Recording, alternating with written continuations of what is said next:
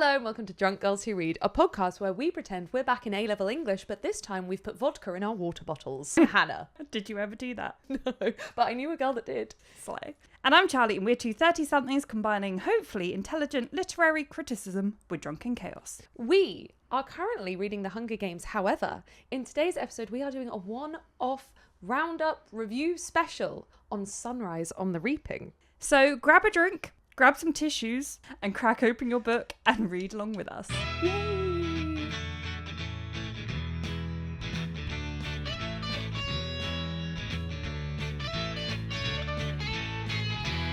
Hello and welcome back. Today is a slightly different episode, as you will have just heard in the intro. Instead of our normal recap that we're going through of the Hunger Games at the moment, we have decided we want to do a one-off episode about Sunrise on the Reaping. This still means we're going to recap it when we get to it in the order of the books, kind of going through as we've been doing chunks of chapters by chapters, but we wanted to do a one-off longer overall review. Yes, a general what we thought. Yeah, because otherwise we're not going to talk about it for a year, and my entire TikTok is just Sunrise on the Reaping, so I want to talk about it now. Yes, I need to talk about it now. As part of my therapist says, I don't have a therapist, but if I had a therapist, they would say, you have to go and talk about this book for 2 hours because... And that's all they'd say. She's so fine otherwise. Otherwise, I'm absolutely fine. On that note, how are you? Well, this episode is also different in another way, perhaps a more important and impactful way than just what we're talking about.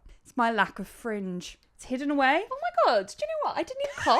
No, but this is why I'm mentioning, because I know it looks so nice, but when you cut it yourself, I was going to cut it for you. I cut it myself. It looks really and nice. Well, it doesn't, because I slept on it wet last night, so it's also chaotic, which is also... And it just falls into these waves. My life is so hard. No, it's like, it's not waves, it's like crooked from sleeping on it, which is why the fringe is up, because I slept with the fringe wet and I wear an eye mask, so you can imagine. But I thought I would mention it unironically, because whenever I do this, people will spend an entire day looking at me and go, something's different. Like, it's like they know something's different, but they can't tell what it is. So I thought I would mention it so no one spends the entire episode going, why is something different? It's the lack of fringe. Okay, so that's how you are. Yes, I also might look different because I have 1% of a tan. I went on holiday for like 4 days, and I don't really tan anyway, but I slightly tanned. My freckles are in, yes, so that's nice. No, you're tan. Look. Oh yeah, you are tanned, and I haven't put drops on in 6 days, so but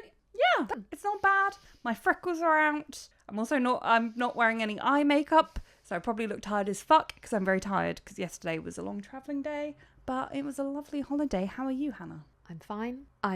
No. Well, every time someone's been asking me that, who knows what's kind of going on in my life, I've been like, I cannot wait to get back to thriving, because right now I am surviving. And sometimes life be like that, and that's okay. So true. That made it sound depressing. Trying to be positive. I came back and I went on like a walk with my colleagues and was chatting about stuff. And when I got back to the office, I was like, I want to be a positive person. I'm normally a positive person. But no, I'm good.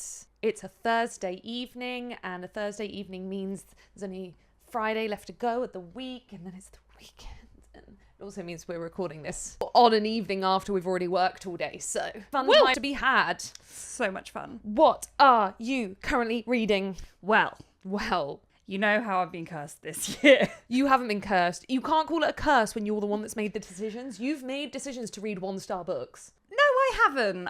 You don't know it's bad until you read it. Come on, that's not fair. At least one of them you did. What one? Like the fourth U. If the third U was terrible, why pick up the fourth? Fair. Absolutely fair. Yeah, there's some of them that I definitely knew, but I was already in the series. I was committed. So no, not my fault. I will not be victim blamed here for my curse this year of only reading terrible books. Oh God, what have you done? What's happened now? The curse is broken. Ooh! I read a 5-star. A 5-star? Your first 5-star this year? My first 5-star this year. What was it? Well, you know what I was taking on holiday. Do you want to guess? No. Ooh, I've forgotten everything else you were doing. Also, Nuri, my friend that I went on holiday, was reading Song of Achilles. Oh, why didn't you read it at the same time? Yeah, I didn't feel like it. It was gonna be my number 2, but in the end I read one. Anyway, I won't make you guess anymore. No, it was horns. What's horns? Don't you know horns? Horns is... Horns? Horns is... I can't believe you don't know Horns. Horns is by Joe Hill, who is Stephen King's son, the talented one. Sorry to his other son. This one? This man? Yes. So I recently read Heart-Shaped Box by him. Liked it. Like, it was really good. Wouldn't say I was like blown away. Like, it wasn't a 5-star or anything, but it was really, really good. I enjoyed it. I don't read a lot of like horror or even like a lot of thriller. I was saying to someone the other day, I've read quite a lot of thriller. I think one of the only genres I've never read in my life is a horror book. So now added to my list this year is to read my first horror book. I'm thinking of starting with The Woman in Black. Yes, or Horns. Or Haunts. Although, I don't know, it probably crosses a line into thriller. It's a bit like psychological. But yes, it is about a man who his girlfriend gets murdered and the entire town thinks that he's done it. The entire town like shuns him, like says that he's evil, blah, blah, blah. And then a year later, he wakes up with horns like the devil. And the horns make it so that anyone that he talks to will tell him like what they want to do, like what sin they want to commit, and if he touches them he can see all of their like sins. I like it. So it's kind of like, did he do it, did someone else do it, you know, that kind of, and I won't say much more, but it was brilliant. And also, so I had watched the film, which is why I wanted to read it, because I really, really loved the film, but I haven't watched it in like, God, so many years. And I was worried that I knew like a lot of the twists. So the book wasn't going to impact me. Luckily, I'd forgotten loads of the twists, which was really good. But I also re-looked up the cast. Okay. Because aside from the main person, I couldn't remember who was in it. Yep. Turns out the most batshit fucking cast ever. Do you want to know who the main horny guy is? Yeah, I have a weird feeling I've seen like screenshots of this and did know about the TV show at the time. It's like ringing it's a a bell. film. A film. Okay, yeah, go on. Who is it? Daniel Radcliffe. I did know about Yes! this. Yes, I did know That's about what I this. thought you Was would this in know. his era of doing weird things? Yeah, this is like post Harry Potter. Like I doing say these his kind of era. He weird- has not stopped doing No, weird and things, I love that. that. Yeah, so he is the main horny guy, unfortunately doing a British accent. What do you mean? He's No, American Oh, accent.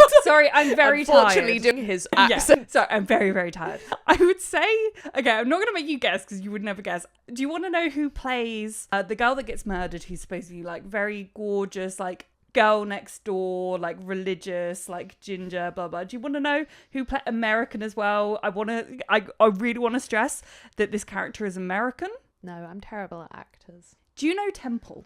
Okay, I mean, I adore Juno Temple. I Yes. love Juno Temple. Do you want to know who plays the young version of Juno Temple? Who? Sabrina Carpenter. What is this film? What the fuck is going on? I know. Okay. Anyway, that's a tangent. The book was fucking incredible. I couldn't put it down. I was thinking about it when I wasn't reading it, and it then kind of, I would say 3/4 of the way through, went from being like, oh, a really good, fast-paced, like good read, to then it got into a lot of like the like religion and morality and all of that, and like the like feminism behind it. Bear in mind that, you know, it's about a woman that was raped and murdered, and just took it from being like a really good book to like 5-star, like the kind of book I know I'm going to be thinking about in like 5 years time. Like, it's Amazing. not going to leave me. It was so like hauntingly beautiful. It was like incredibly fucked up, like so fucked. Oh, we were brilliant. talking about work the other day. Do we have anything on our 5-star list that isn't depressing as fuck or haunting? And it was like,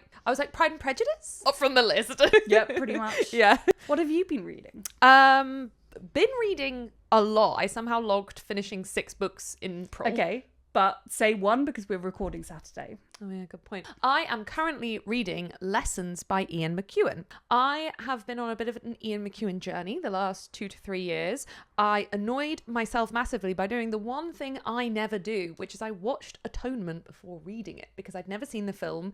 I really like Keira Knightley and I really like historical stuff. So I was like, I'll watch the film. Watched it and was like, that was incredible. Must go read the book now. Read the book and was like, that was one of the best books I've ever read. For God's sake, why did I do that? And then I've just been on a little bit of a journey because he has such a big back catalogue. I already had Enduring Love on my shelf because it was set as an A-level text and I actually never got round to it. I did Sweet Tooth early this year. Both of those were 4 stars. Good, love his writing, but not like mind-blowing amazing. Lessons started off the same. I was like, always love his writing, but this is just good. And then something clicked a third in and I adore it. It is like very close second to Atonement. It kind of looks, it's like the contrast between the almost boring minutiae of someone's life throughout the 20th century with the huge geopolitical and social events of the 20th century, and how all of those geopolitical social events impact all these characters' lives, and then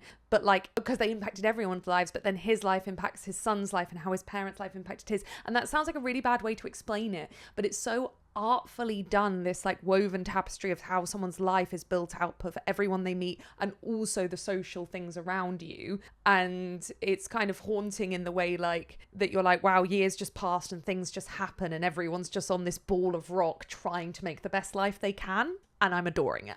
That sounds so beautiful and moving and intelligent. And mine's like, man grew horns. No, that sounds good too. Okay. Well, in the next episode we record, I'll tell you about the book I read where girls turn into feral dogs. So it'll be good. Not the one that they've made a film out of. No, because it hasn't even been published yet. Oh, that's weird. Because there's like literally, it's got fucking, what's her face? I think it's Amy Adams. Who I don't particularly like anyway. I'll have to show you the trailer when we take a break. Yeah.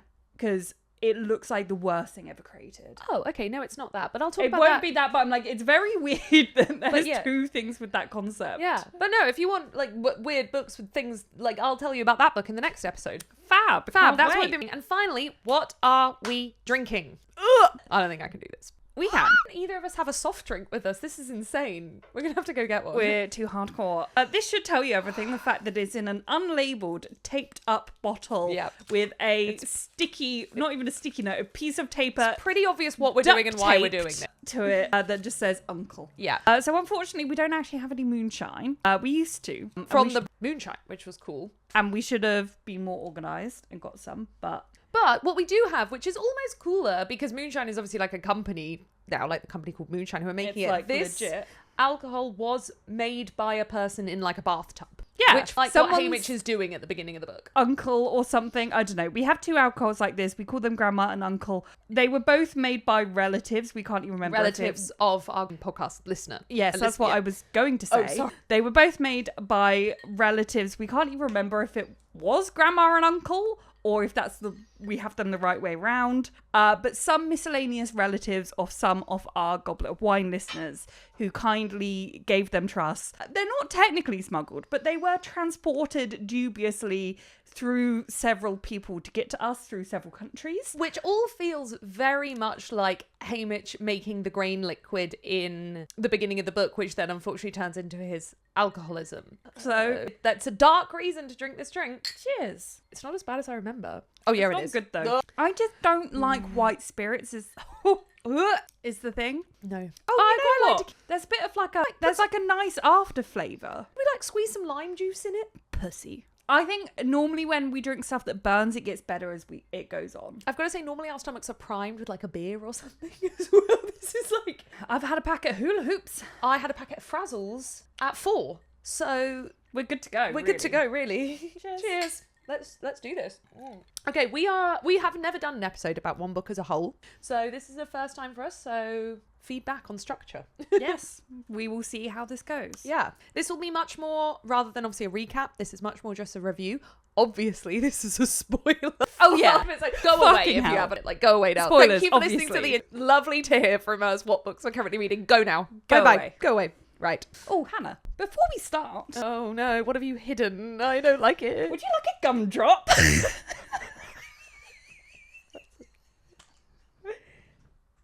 Hide that behind... Yes. Is there something psychopathically wrong with you? I'll take a green one. I've been sat on this joke for over a week. That with alarming casualness. I thought of that a week ago when we were originally supposed to record, and then the recording got moved and I've had to sit on it for a week. Thank you. I love a bit. You know I love a bit. This can take days off. Can we leave them in the middle? Thank you. I think that was far funnier in my head than it was in reality. It was fearful. I was truly scared about what you were about to whip out. Well, you should be. All right. I'm going to start. The chewing is going to be great. No, that's bad, actually. Yeah. All right. Overall thoughts on the book. So, incredible. Not as good as the rest. I gave it a 4.5. And I do agree with something I think you said to me after you read it, where it's maybe like more of like a 4.25. I don't know. To me, it's like a 4.35, really. But that's another thing. I refuse to do quarter ratings because what you're essentially doing is rating something out of 20. But if I were to do them, it'd be a 4.25. The best way I've actually worked out how to describe it to myself is if this is a 4.5, then Sunrise on the Reaping is a 6. Yeah. You've got that the wrong way around. If this, I'll do that again. The best way I've worked out to describe it to myself is if this book is a 4.5, then Ballad of Songbirds and Snakes is a... Yeah. I think this is the thing. I think that I'm going to sound very negative to this book throughout, and it's not like I loved it, but I've identified 3 reasons why I think I'm going to sound quite negative despite loving it. Ooh. 1, Suzanne has set such a high fucking bar for herself. She came out the gate too hard with Ballad. And she's done like 4 pretty much flawless books in a row. Like, I've got to say, I would put this on the same level as book 3. Yeah, maybe. I don't know. I need to reread 3. Yeah. But maybe. But I wouldn't, this is going to sound really batshit. I wouldn't say that the 3rd is flawed. I would say it's maybe like less entertaining, but I wouldn't say that there's actual like flaws. In this, there's actual like flaws. If that makes sense. But those are all, I think I've rated the previous 4 all like 5 stars, I think. Don't quote me on that. This is the only one kind of with key flaws. 2, everything I love about Sunrise is what I love about the Hunger Games. So I've said it all before. So it feels a lot more repetitive to gush about why I love it. And 3, in general, is easier to criticize. It is easy to criticize, yeah. I really enjoyed making my notes because there's actually so many positives in my notes. Yeah, for sure. I enjoyed making that. So my biggest issues with it were, number 1, the fan service and the inability of it to stand on its own as its own book, which I don't think a prequel has to, but I think it's really fucking good when it does. Like, Ballad, you could read not knowing anything about the Hunger Games, and it completely stands up as a book in its own right. And Ballad almost shocked me because I wasn't expecting that, and therefore set the bar too high for its ability to stand on its own. Meanwhile, there felt like there was a lot of fan service in this, and there was some of it, I would say maybe 20% of the fan service, that I felt unnecessary. Yeah. And then my second reason that I didn't love it as much as the rest is I felt like one of the major themes is obviously like propaganda and fake news. Yeah. Big surprise. Wonder why she chose those as the key themes. And I felt like we didn't see enough of the consequences of that at the end of the book, which I would dive more into at the end. And then thirdly, and this isn't her fault, but like I did kind of ruin the experience for myself of I didn't want to look up before what we knew about his games. I couldn't really fully remember what we already knew. And I didn't want to look it up because it felt like spoilers, but I kind of wish in hindsight that I had, because instead I spent the whole book wondering what we knew happened, if that makes sense. I kind of wish that I just knew. Yeah, I didn't have to look it up. I think it had stuck in my head from the reread. I knew most of it, so that did help me. I think I knew most of it, but I wasn't trusting my own memory. So then I was wondering, do we actually know this or not? Yeah, okay. What were your thoughts? Mine were pretty much the same, and I didn't write my overall thoughts down, so now I'm just going to copy you. No, my thoughts can be summarised by, if this is a 4.5, then a Ballad is a 6. And what I mean by that is it is unfair to downgrade this book to a 4, because to compare it to other books, it is still absolutely fantastic, really amazing. She does such an amazing world, but you're right, in the same way of why The Hunger Games is so good for like showing us a fascist state, control, things like that.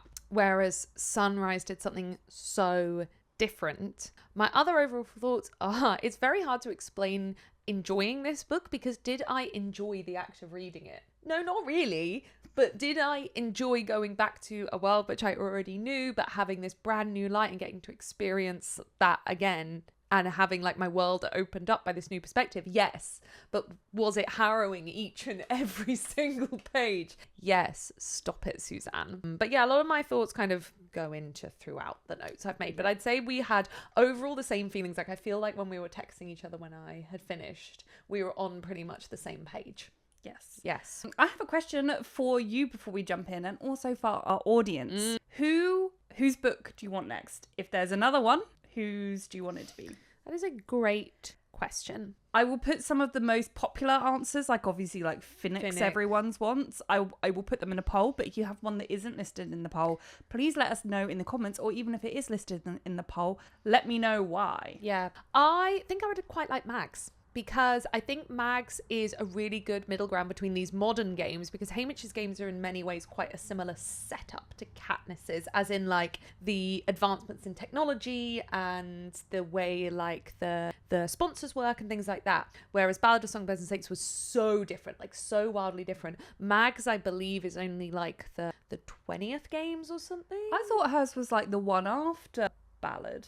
Was it only, well, you think it was the 11th? I thought it was about the Yeah. 20th. I don't think she's that old. I thought she was supposed to be. I definitely think she's supposed. Yeah. I thought it was about the 20th.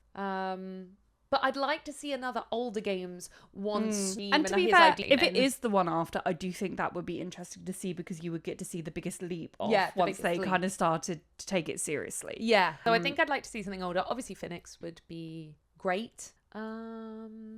I mean, the description of viruses was insane, but I don't think that would be actually fun to read what was going on in viruses, where she just hides behind a mirror the whole time. Yeah. Yeah. What about you? Unpopular opinion, I don't really want Phoenix. I'm not sure what there would be to add.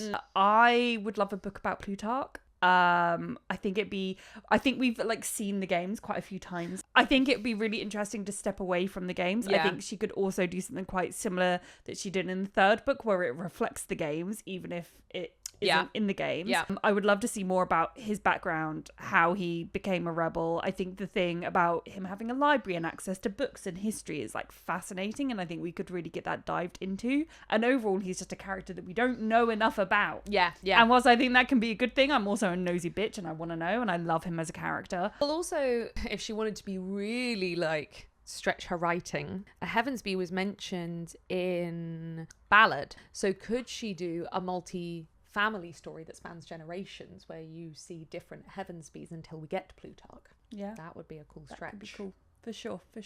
Right, should we get into it? Yes. So we begin out the gate with not 1, not 2, not 3, but 4 epigraphs. And my favorite thing was about the epigraphs was you texted me when you started reading, like, do you think epigraphs are spoilers? Can I talk to you about something? And I was like, yes, they are spoilers. Do not tell me anything. So I just had to sit there. Yeah, with knowledge. So first epigraph we have is George Orwell. Yes, by the way, I'm reveling in this. It's like I'm back in an English lesson. Like I said in the intro, I get to do this, but with alcohol. It's all right. I'll make some dick jokes in a bit. No, it's fine. Yeah. First epigraph we have is George Orwell, obviously the author of 1984. This quote is not from 1984. It's believed to be from a diary entry. But the kind of the quote itself reflects kind of what he was exploring in 1984, which 1984 very, very much can tie very easily into the Hunger Games, especially propaganda. 1984 talks about the party is allowed to get rid of anyone they don't like, even when they haven't broken any laws. Very similar to themes in this book.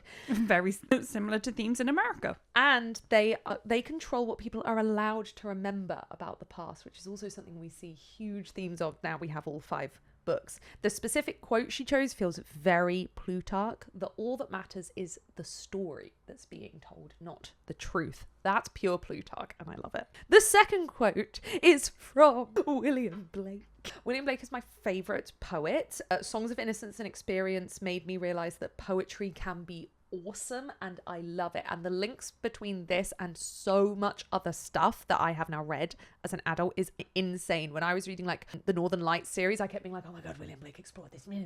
So for Suzanne to now bring William in, I'm like, the circle is complete. I'm going to come back to my thoughts on William Blake when we get the poem that's mentioned. So I'm not going to talk about that for now, but I'm just going to put him up here. He can watch me. Great. And the last few quotes are from David Hume, who is the father of empiricism. I had to double check what empiricism was again. Empiricism is about how learning comes, human understanding can only come from learning and observation. Essentially, before this, he was a philosopher in the 1700s. Before this, people kind of thought that people were born with some innate understanding, because that meant that royals and wealthy people had a reason to be chosen by God. David Hume and others around him, like John Locke, and doing this research made me realise that John Locke, the character from Lost, is named after the philosopher John Locke, and this is the reason why. The connections were insane when I was doing this research. She finished Lost, by the way. David Hume believed that humans' minds are blank at birth. Everything we learn is through observation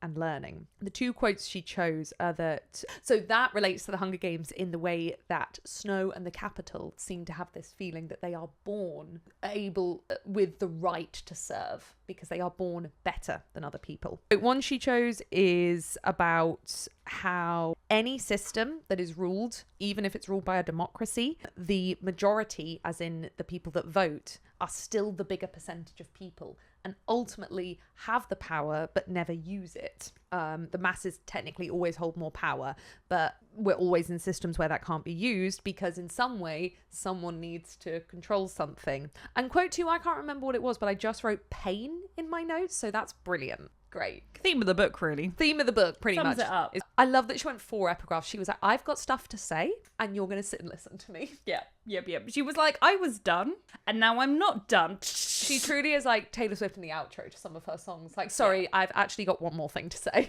Oh, 100%. I'm thinking of the other side of the door, Yes. specifically. All right. Kicking off the book. Really, really strong parallels between Haymitch and Katniss straight out the gate. Yes. Like, literally right off the bat. And like, I was like kicking, screaming, crying. Oh my God. The dead dad. yep. How self-sufficient they are. Yep. The fact that like they're both kind of like he's doing his bootlegging, she's doing the hunting, they're both kind of doing illegal activities to survive. Yep. The fact that neither of them were reaped. The fucking mic The drop. caring for a younger sibling. Yeah. They are both 16. Yeah, when it culminated in him not actually being reaped. Oh, I got to the end of the first chapter and was like, what do you mean? I When they know. called the other name, I was literally like, And I'm like, Suzanne?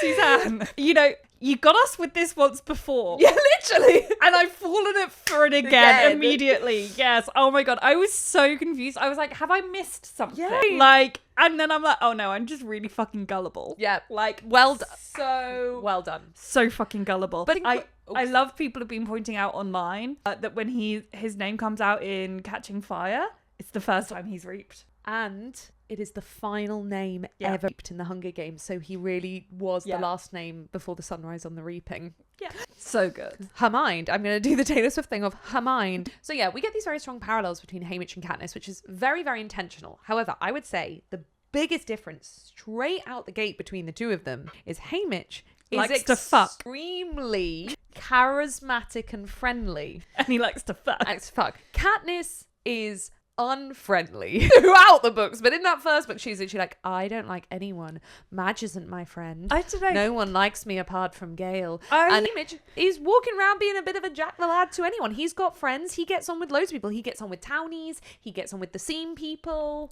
I slightly disagree in that I do think that Katniss is charismatic. I think she just doesn't realize it. I think she's one of those people that is so like naturally people just like warm to and get along with that even when she's like accidentally being a dick and not saying the right thing, like still like at the end of the day she has like an entire revolution like surrounding her. Okay, I phrased it wrong then.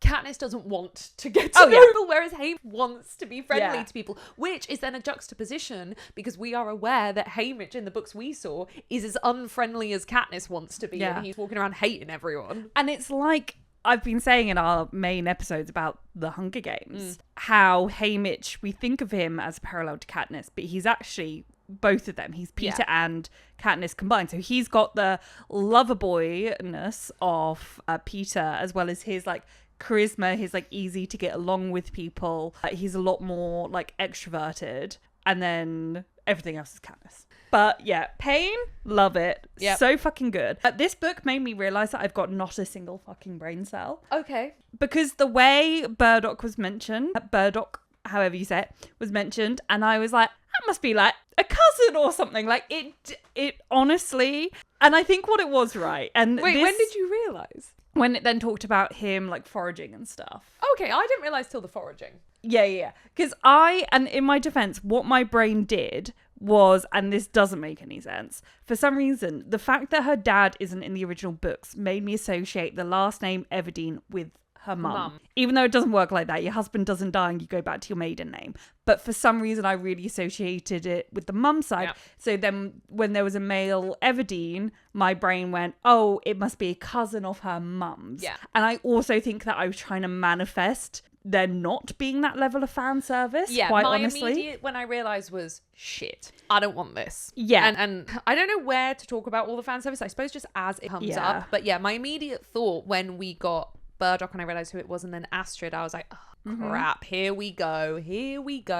And also Burdock is immediately mentioned to be not full Kovi, but related and descended from Kovi, like Kovi cousin, and then he's more Seam. So we then have this link that people were theorizing for ages that Katniss is not a direct descendant of Lucy Gray's, but possibly a direct descendant of Maud Ivory. Which, that kind of thing, I'm fine with never being confirmed. Like, when something like that is then confirmed, I'm always like, I don't mind where she then took Burdock and Astrid. Yeah. But the main problem with these books is all the mentions and throwbacks were the death by some of the parts. Like, yes, in the death end, by 1,000 cuts. Death by 1,000 cuts. In the end, it's almost like they all annoyed because it just went too far. People are going to think we're doing it again. Oh my God, we're not doing... There was an episode of Goblet of Wine where we both intentionally said as many Taylor Swift lyrics and song titles as we could. We promise it's not happening again. However, we can make no promises for our next guest. That's a good point. Sorry, I had more to say on that. I had, much like Taylor Swift, you had more to say. Yes.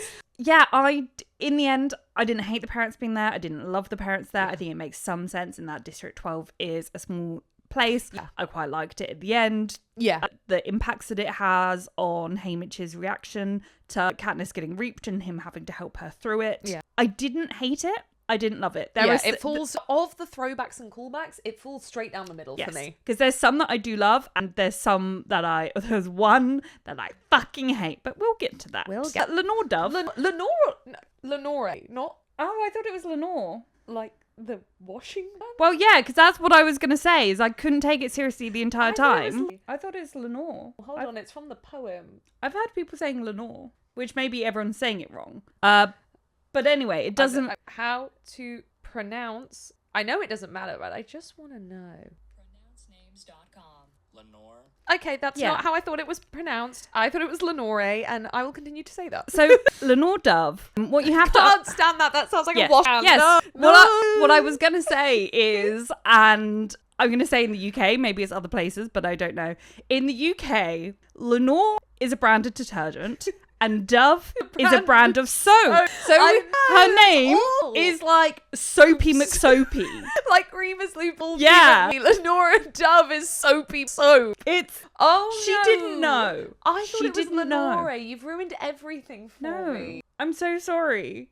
She is Soapy McSoapy. Actually, I should have known it was Lenore because in the poem it keeps rhyming with like more. Fuck's sake. Okay. I find Lenor Dove interesting, not necessarily as a character, as the way we view the character in the book. This book is first-person perspective, and I will get onto my feelings on that at the end of the episode. But this book is first-person perspective. We are firmly in Haymitch's mind. And we only ever kind of get a sense of Lenore through Haymitch's point of view. And it very much, in some ways, parallels Snow and his thoughts on Lucy, but also shows up their differences massively. The main parallel is that Haymitch, for most of the book, ignores the revolutionary side of Lenore. The painting the slogans, he doesn't realise. He kind of talks about living a simple life, whereas she talks about breaking the system. In a similar way but Snow did it much more toxically. He ignored what Lucy Gray was saying about breaking the system and running away and things like that, because it's easier to live in a dream of escape. And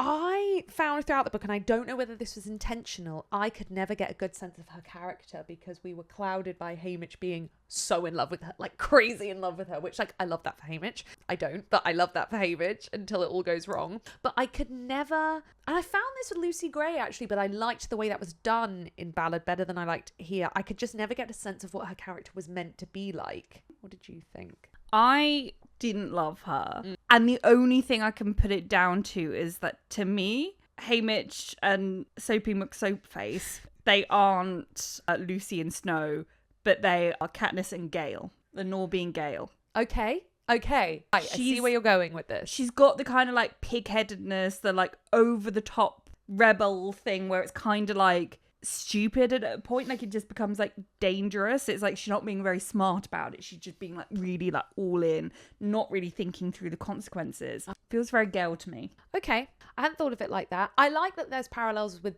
both. I like it. I just don't love her. Yeah. But I also like, I don't hate her, and I agree. I don't think we see enough of her to have strong feelings. And we see a very biased view of her. I wasn't sad when she died. I was sad for Haymitch. I was sad. Yeah, mildly. Mostly, I just thought she was fucking stupid. Why are you eating gummies that you found on the ground? We'll get into that. Yeah, I don't know how much of it was intentional, because in Ballad, it felt very intentional that Lucy Gray was only ever seen through the eyes of Snow. We never got a sense of Lucy Gray's true character, which also fitted with her name and the poem, like this kind of waif wandering through after she's lost the world.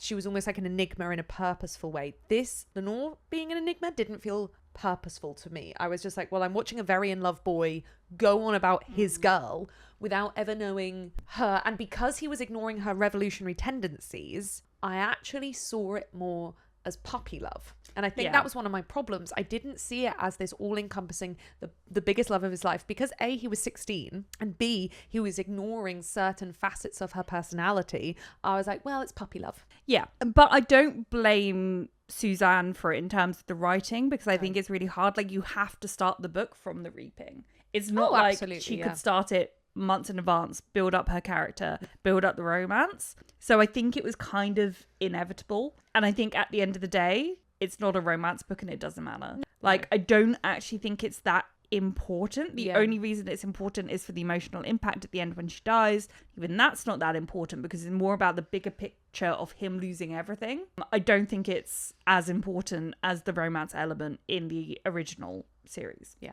At this stage on Lenor is that I am more fucked up than Suzanne. A lot of people have said like how fucked up Suzanne got in this book. There was a TikTok I loved, which was basically playing off the fact that every time Suzanne saw a Snow edit where it was just thirsting after Coriolanus, she was like, add birds, have swords, add kill squirrels. Another beloved character, bring a beloved character's child into it, murder them with squirrels. That was really making me laugh. I am more fucked up than Suzanne, and I texted you my theory. And I hated it. I hated it so much. And I also, it made me angry at you, because I was like, she wouldn't do that. But continue. Okay, I became convinced pretty early on in this book that because it was being quite explicit with the fact that Haymitch and Lenor were like to fuck, which the other books have not been, I was convinced the only reason that was in there was because Lenor was going to be pregnant. I knew Lenor was going to die at the end because I just knew that already. I remember from book 3 someone telling someone that Haymitch's girlfriend had been murdered by Snow. I knew she was going to die, and obviously she's not in the final books. So I was convinced he was going to get back home and she was going to live long enough that Haymitch thinks that she is safe, and long enough to have a baby that she was pregnant with before the game started, to then somehow it be orchestrated to die in childbirth or die just before she goes into childbirth. And when that didn't happen, I was like, I am more fucked up than Suzanne. I thought that's where she was going.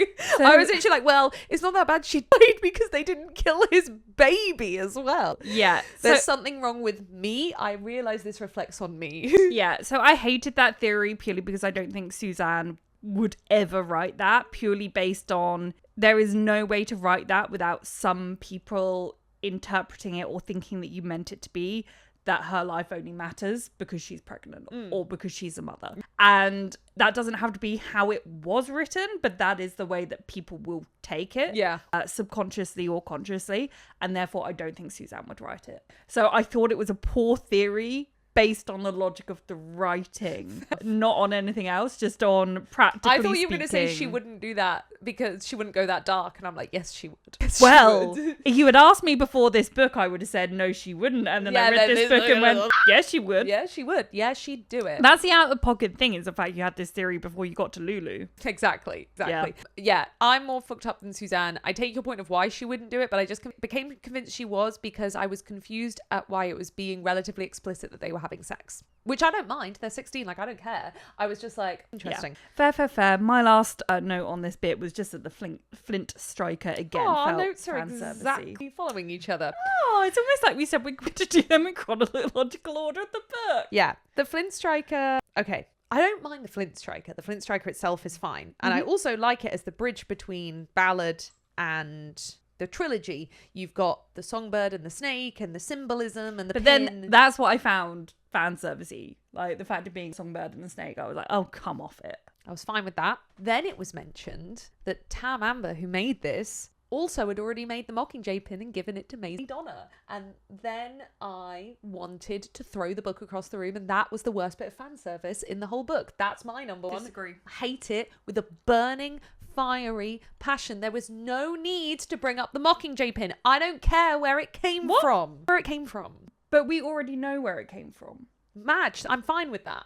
I'm fine with it just being Madge's. Who is the niece of Maisie. I don't care. I don't need to know that. I don't care. No, that but it was we stuffed already in know the back that. of the drawer. But it could have been made for Madge. I didn't care. I hated No, that. but we know that it was Maisie's. In the original series, we know that it was her auntie's who was friends with Katniss's mum who died in the Hunger Games. We know that. I swear it didn't go into that much detail. Yes. Yeah. Well, let us make that connection then. That was my number one bit of fan service I did. No, I but- hated that the pin was brought up. It really pissed me off. I didn't mind it being brought up because it tied into her whole jewelry thing. It didn't have to be Tam Amber who made it. I don't hate it. It's not my favourite fan service. I don't hate it. I do think it made sense it being brought up. I have more issue with the Flint Striker being this whole thing that tied to Ballad and also resembled Katniss's pin. It felt stupid to me. I mean, I guess Katniss, when she gets the pin, is like, no one's got those skills for making it in District 12 now, so it must be old. So I guess, like,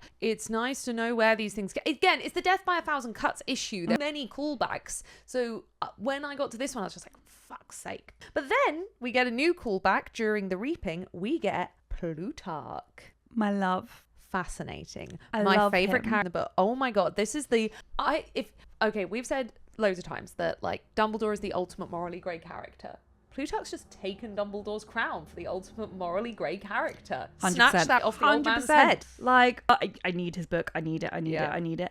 Like, just so good. Like, and even what I loved is even when reading it, even when you know what his stance is, well, vaguely, you're still kind of questioning it when you read it. Yeah. Because he's being such a fucking dick. He's being such a little jester. I'm like, this is not the time or place. Yeah. Plutarch, put yourself down. Also, like, I love that you use the word jester because it ties into my favorite, like, I guess, like, character archetype, which is the, like, kind of trickster archetype, like the jester, the kind of like chaotic, malicious, like, I think, there's like the element little kind of energy. He's not really a jester. Like no, chaotic, like jokey, like slightly, but I always like it more chaotic than that. I'm trying to think of characters as example. So a bit like Wit in The Way of Kings, or what's the one in Supernatural? There is literally like a chaos god demon character in a Supernatural, bit like that dude. Okay.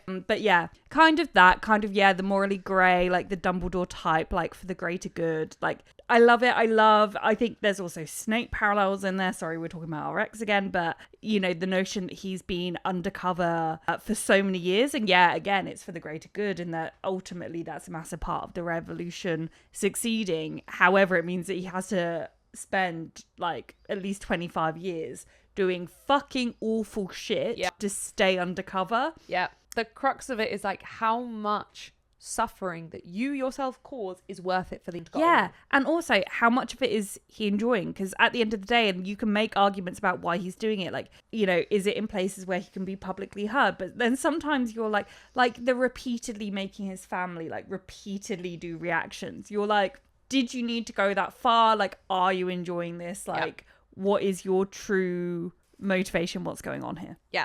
I also love that he is extremely privileged, a lot more privileged than Snow. He comes from one of the richest families in the capital because technically he is doing what people with a lot of privilege should do, using their privilege for good, using their position of extreme power for good. But it's in the worst way possible, as you said, creating more spectacle and drama to tell the story he wants to tell, to rise to the top of Snow's list. And Haymitch says a really interesting line to Snow halfway through the book. Snow basically says, "What do you think of Plutarch?" And Haymitch says, "Well, you catch more wasps with honey than with vinegar." And Snow writes it off as this, it's an idiot from District 12. But it's an interesting line because Plutarch is getting Haymitch on side with honey whilst also getting Snow on side with honey. He's doing it in both ways. He's a very sticky man. He's a sticky man. He's becoming Snow's favourite by doing this. Get the repeated reactions.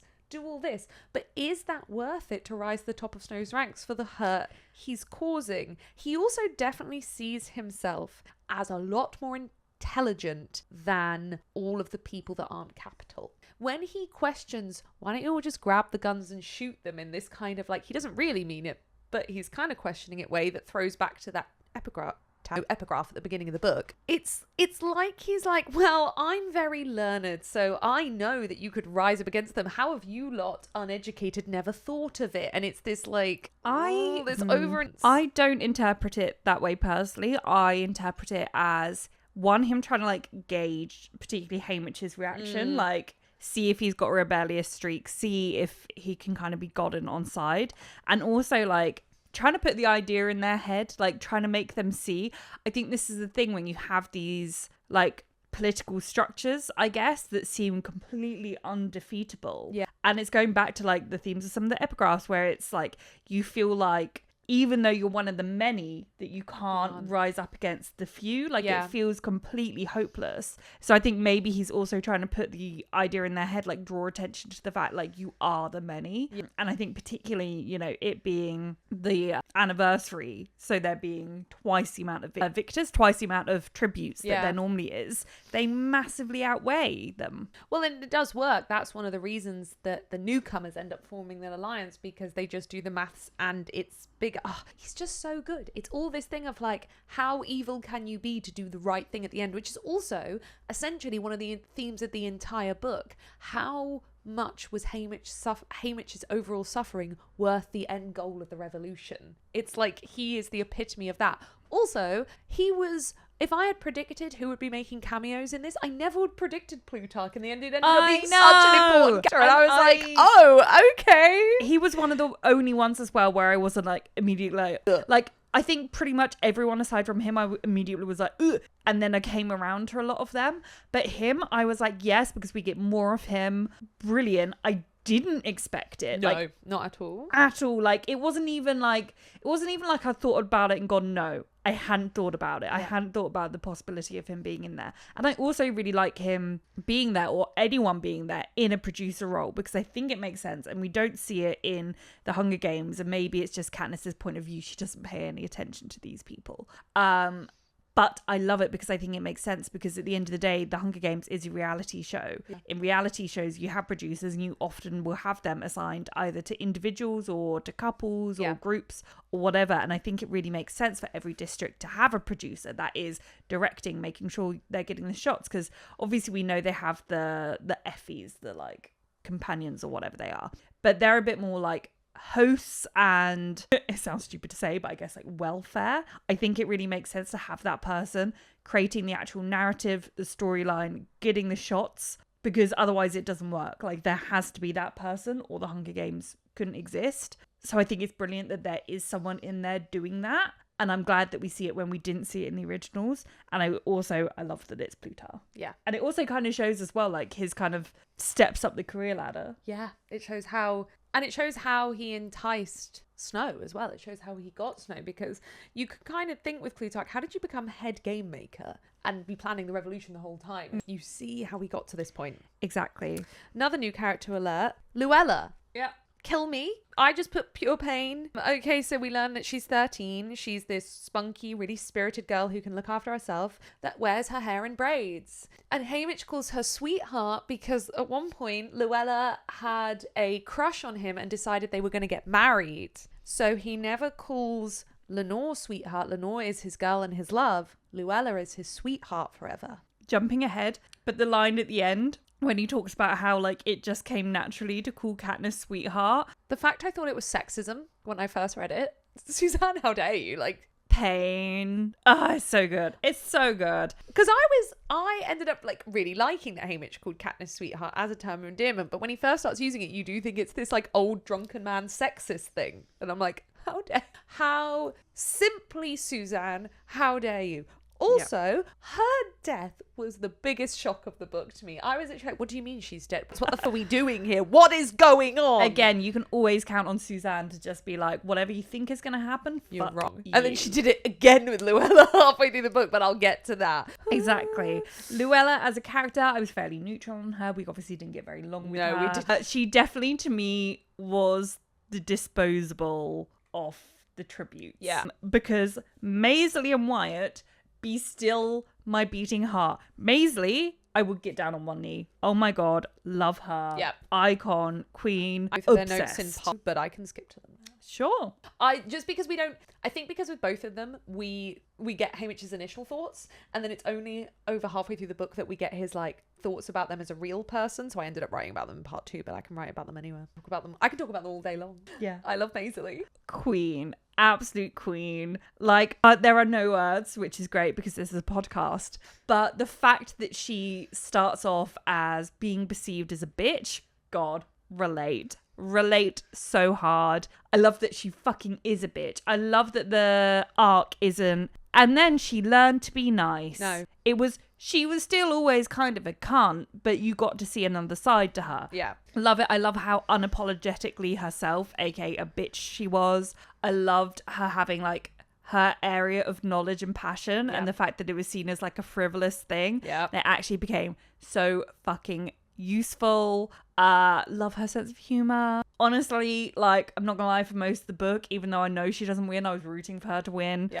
Wyatt, loved him so much. Like, and I've seen fan casts of him, and I've just been like, no, disagree. Like, I had such a strong mental image of him in my head. Is this kind of like really big laddie lad, kind of like, you know, one of them in school. Like, they typically come from like a rough background, and they're like just big and rough, but like then like kind of a sweetheart. And I just felt like I could see him so vividly. And then when he started to do like all the maths and work out the probability, I was like, oh my God, yes, because I love characters where they have a thing that goes against like what you think they're going to be. Yeah. Out like what their archetype is. Wonderful. Loved him. Loved his just statistics above everything. Absolute king shit.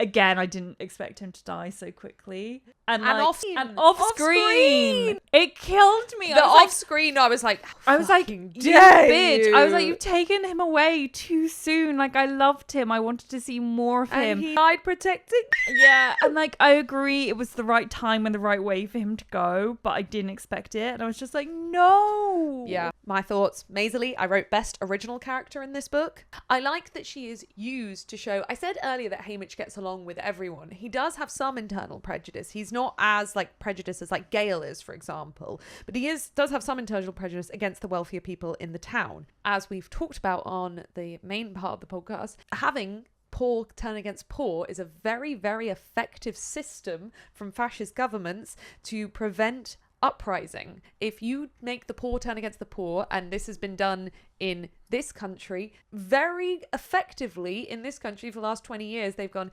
hey, working class people, you know who's ruining your life? It's not us, it's the immigrants. It's an effective strategy for governments to stay in power, and we see it enacted in District 12. Haymitch isn't someone, as I said, he's not as prejudiced as Gale, but he does still have all these prejudices. So he is against Maisley from the beginning, thinks she's a bitch, thinks she's frivolous. And the great thing I love about Maisley is she does use her privilege, again, like Plutarch, but nicer, use her privilege to her advantage, shaming the capital in the food thing, demanding better treatment, standing up to protect people. Like, she doesn't mind being slapped in the face because she knows that she can't be hurt that badly. She uses that privilege to like stand in the way. And as you said, she uses these skills which are typically feminine and very, very ridiculed to form alliances in a similar way to Cinna uses his skills in like fashion, again something that is typically feminine and ridiculed, to start a revolution. Wyatt, love him.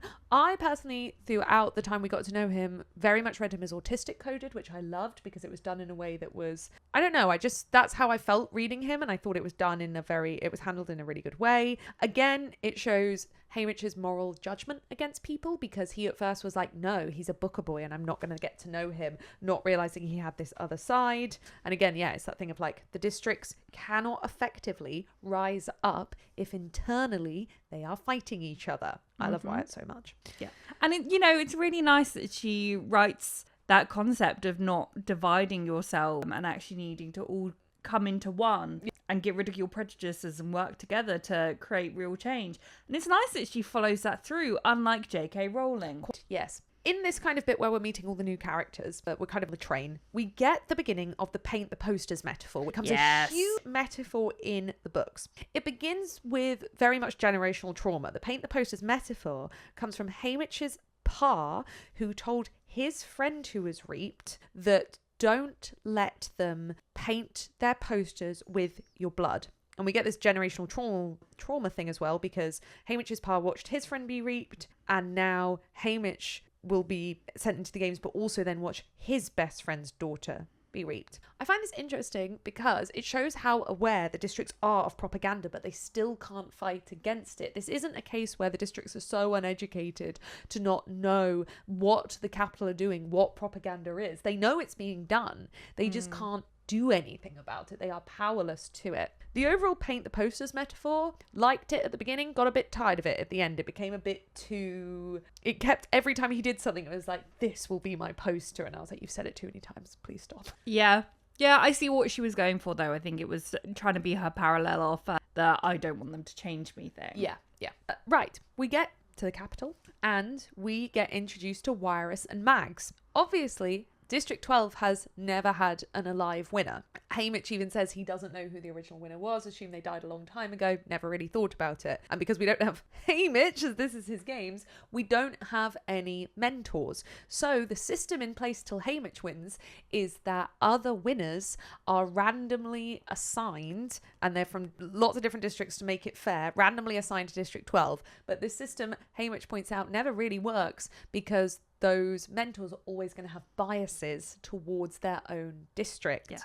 But this year is Wirus and Mags. When they first arrived, I was like, not again. This is Same. too callbacks. I wanted to throw the book. Yeah. I ended up really liking it. So I think I was being dumb before this book, because I was kind of like, sure, the revolution was fully brought together between book 1 and book 2. That makes of the original trilogy. That makes perfect sense. No, it doesn't. Yeah. You can't pull off a revolution that big in a span of a year. And of course, these alliances were formed. Yeah, and that's the thing. I never thought that way. And whilst I believe in books, you don't need to know everything. Yeah. I was like, oh, how? Like, because you wonder how, like, communication, how they work out. I mean, I think it's similar to 1984, the whole, how do you work out who else is on side when you can't go, are you a rebel? Do you hate snow? To see snow dead. Exactly. So I always wondered how they identified which of the victors were on side, how they knew Plutarch was on side. Like, there was this big mystery behind it. I didn't think that it came together that quickly. I guess that it was probably like predated and stuff. And I didn't know and I wanted to know. But yeah, my gut reaction when... Sorry. No, it's fine. I saw you do it and I was like, oh. My gut reaction when we came across Wirus and Mags was, oh, for fuck's sake. It felt like such, out of all of the victors, of course it's these two, blah, blah, blah. And then the more I read and the more I thought about it, I was like, actually, this makes perfect sense. What we are seeing here, because I had the same train of thought in Harry Potter with the Order of the Phoenix. How does this group come together? And to me, this feels like we are seeing the origin story of the Order of the Phoenix. So in this book, the origin story of the rebellion. Yeah. These are how these people meet and get to know each other and know that each other are on side, and how this trust is built. And this trust actually goes back 25 years, which I think that it needs to. Yeah, to risk your entire life. You need those really strong. So I actually really liked that they were in here. She turned me around fully. Yeah. I was like, fuck you when they arrived, and then was like, okay, Suzanne, fair enough. The other thing I liked is, again, this shows how dumb I was being in book 2. Not only did I kind of think, well, they put this revolution team off in one book. I feel like you were picturing some kind of like Marvel, like Avengers Assemble moment. Truly, just me being dumb. The other thing I had always assumed was that Snow picked the Quarter Quell for the 75th Hunger Games specifically to punish Katniss and Peter. Yes and no. I think more no. He picked it because he was starting to see how close all the ex-victors were becoming and wanted to 100%. smash. So I was also being dumb about that. I think Katniss and people obviously are part of his decision to rig that quarter quell, but I think the bigger part was smashing this allegiance which he had watched form under his very nose. Yeah. And I don't think he straight up knew like solidly who was and wasn't a rebel, but I think he definitely knew which of the victors had made the occasional passive aggressive remark or like pulled a face or didn't seem fully on side. Yeah. And I do think that the key reasoning for doing it was Katniss and Peter, but I think it was seen as like, while we're at it, we're going to rig it so that all of those ones that we are a little bit wary of that aren't fully on side, we're going to throw them in there as well to get rid of them. Well, I don't think it even has to be that everyone that went into the arena is necessarily... Not everyone. Because there aren't that many choices, to be honest. It seems like everyone that wasn't necessarily District 1, 2 and 4 might have been somewhat we could be in on the rebellion. Yeah. So it was just like, well, I'll just... Not that he thought it was necessarily a full rebellion. Clearly he didn't. Otherwise he wouldn't have done that because it made their plan go faster. But he was like, I'll take it away from them. They're nice they've built. I'll take it away because it could be dangerous. I thought there was a few people that he was like, I don't think that they're rebels, but like they're definitely not on side. And therefore he was like, not everyone in there was rigged, but I think people like Wyrus and Mags, I absolutely think he was like, while we're at it, gonna rig it, pop their names in there. Mags volunteered. Oh yeah. Well, maybe it was... definitely. No, but what I was going to say is maybe it was like a Haymitch situation where it was definitely rigged to have Haymitch's name in so that Peter's would come out. I think because she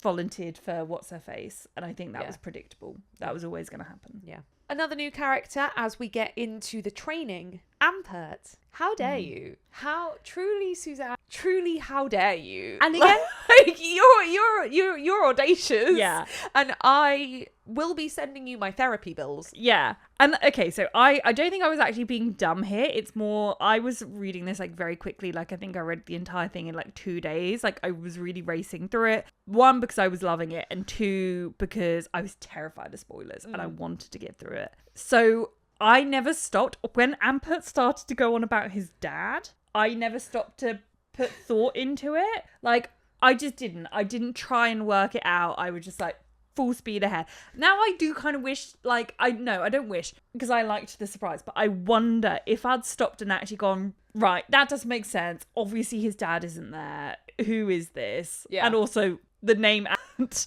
I do wonder if I'd have worked it out, but I do like it ultimately that I didn't think about it because it meant that I got the good surprise moment. But I was surprised and I was glad that I was surprised. Yeah.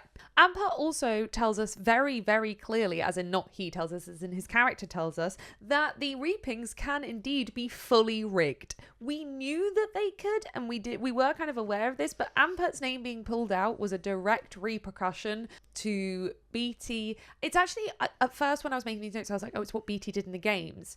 It's not that. It's actually Beatty tried to take down all of the Capitol's power at one point, which, like, good for you. Didn't think he'd been caught, and then Ampert was reached, which means the entire bowl was full of Ampert's names. Yeah. So fully the reapings can be rigged, and that irritates me because people will use that to say that Katniss was intentional, and I still don't believe she was, and I don't believe Prim was intentional. No. Leave it alone, people. Yeah. I don't think I would want Beatty's book, but maybe I would be open to it. But I do think it would be such a good fucking moment, like, because it would be 2 thoughts at once. 1, obviously the grief of your son being reaped, and 2, knowing without a fucking doubt that means that you've been discovered. Yep. Oh, it's so good. And also that he will be killed in the games. They're not going to let Ampert win. No.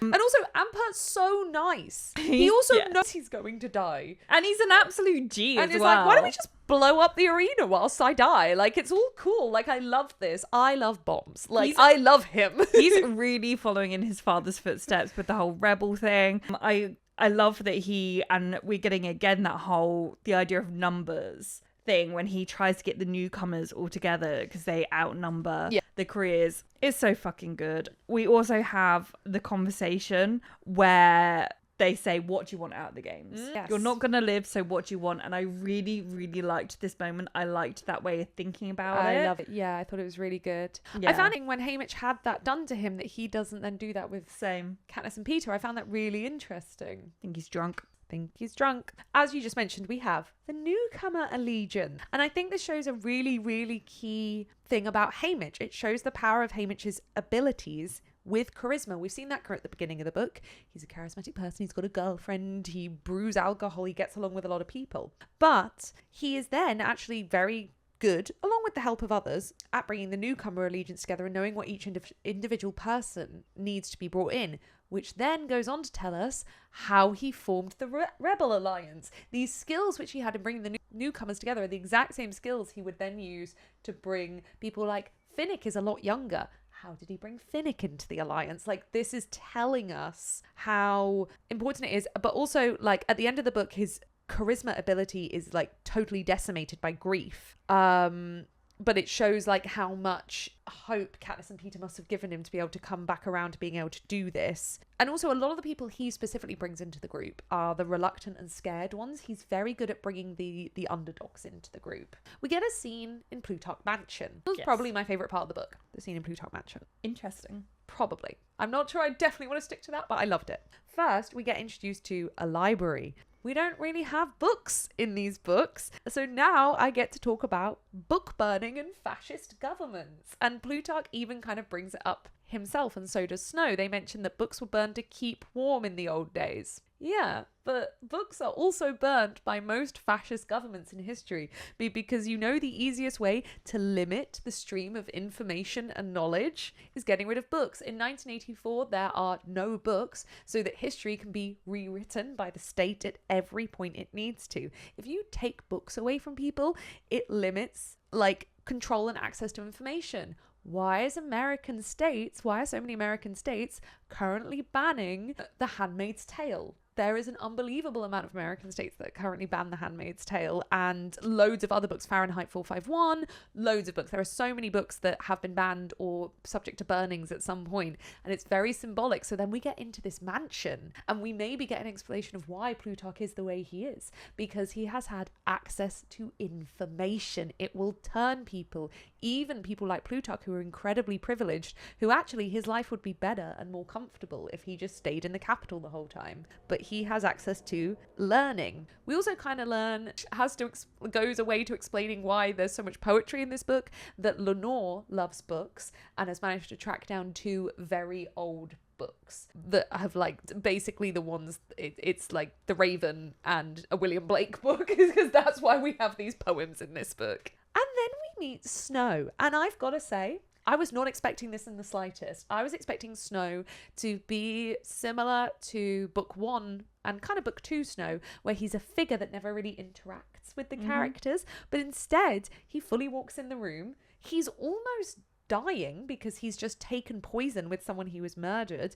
And we actually see, we've been told in the original trilogy, he takes poison to murder his, well, in both sets actually, he takes poison to murder his victims. But we have never seen the actual violence he causes to his own body. He is vomiting up like black tar-like liquid, bleeding, foaming at the mouth. Again, she definitely wrote this thinking about the fucking fan cam. Literally, like, don't lust You after fancy this man. him? He's vomiting blood. He's vomiting blood. The lengths this man will go to keep autonomous control. He won't even let other people murder people for him. He's got to do it himself. But yeah, Snow, Haymitch end up having, I think, 2 major conversations in this book. Yeah. And it's very interesting.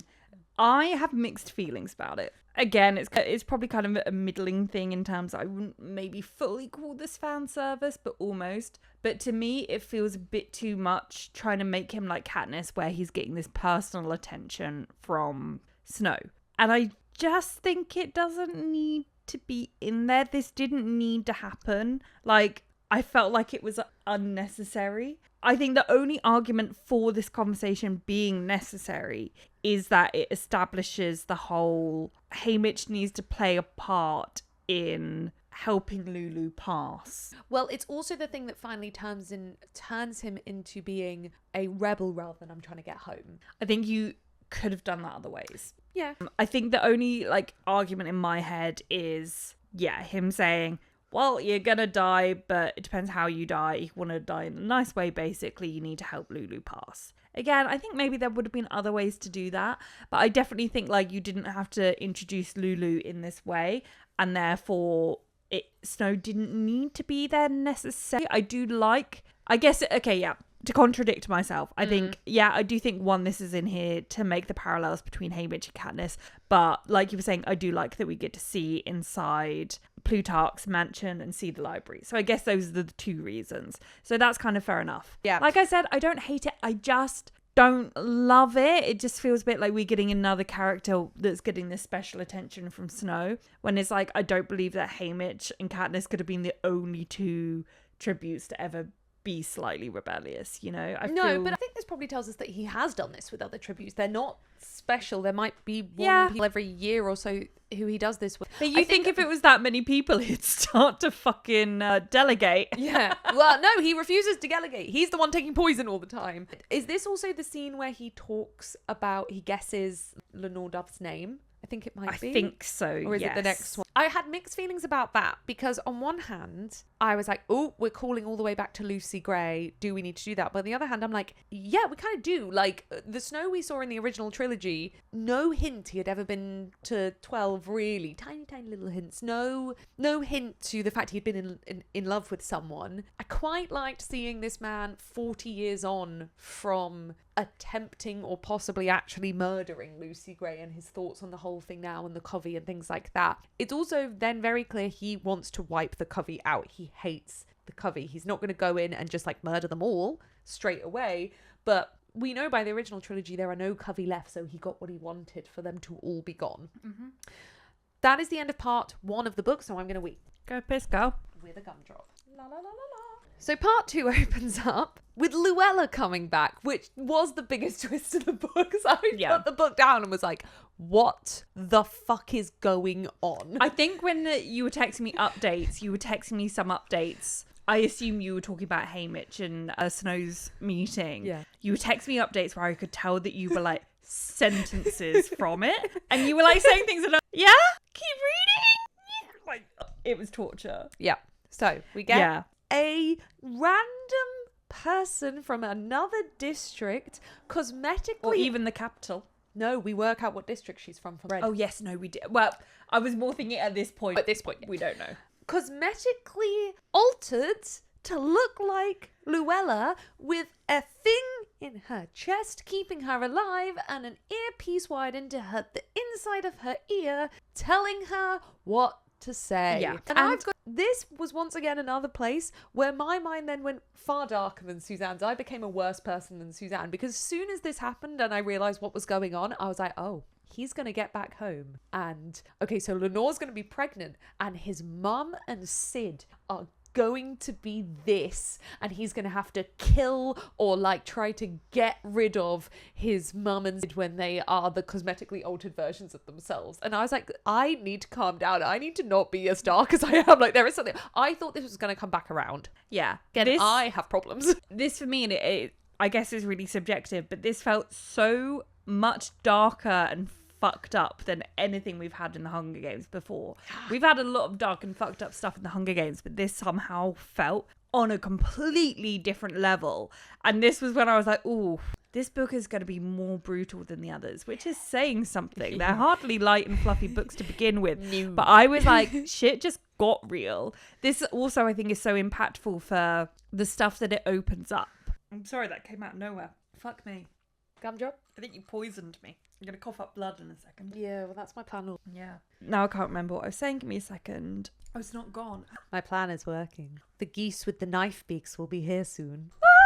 As I was saying before Hannah poisoned me, this also opens up the potential that this has happened before and will happen again. Yes. And it's a piece of technology. We see a lot of the really fucked up technology and methods of the Capitol in the original Hunger Games through Katniss's eyes, but we clearly don't see everything because she didn't come across this in the original books. But I think, one, that's a really interesting thing to set up, that actually there's more fucked up stuff than we know about. And two, there is the implication that in any of the games, there could have been people that have been replaced by these, like, not clones, but like dupes. And like it even could have happened in Katniss's games. But especially because the technology would advance enough to be better. Exactly. Perfect. There are things usually wrong with her. They could do it better and people wouldn't know. Exactly. Like Lulu, it did feel very crude the way it was done. It was very unfinished. Maybe it was the time that they had, not a lot of time. But yeah, absolutely fascinating to think about. I do kind of hope that this is setting up something to be explored maybe in a future book. Yeah. Who knows? But it's incredibly fucked and I loved it. Yeah, I think one of the most important things we got from Lulu was everyone else's reactions to her.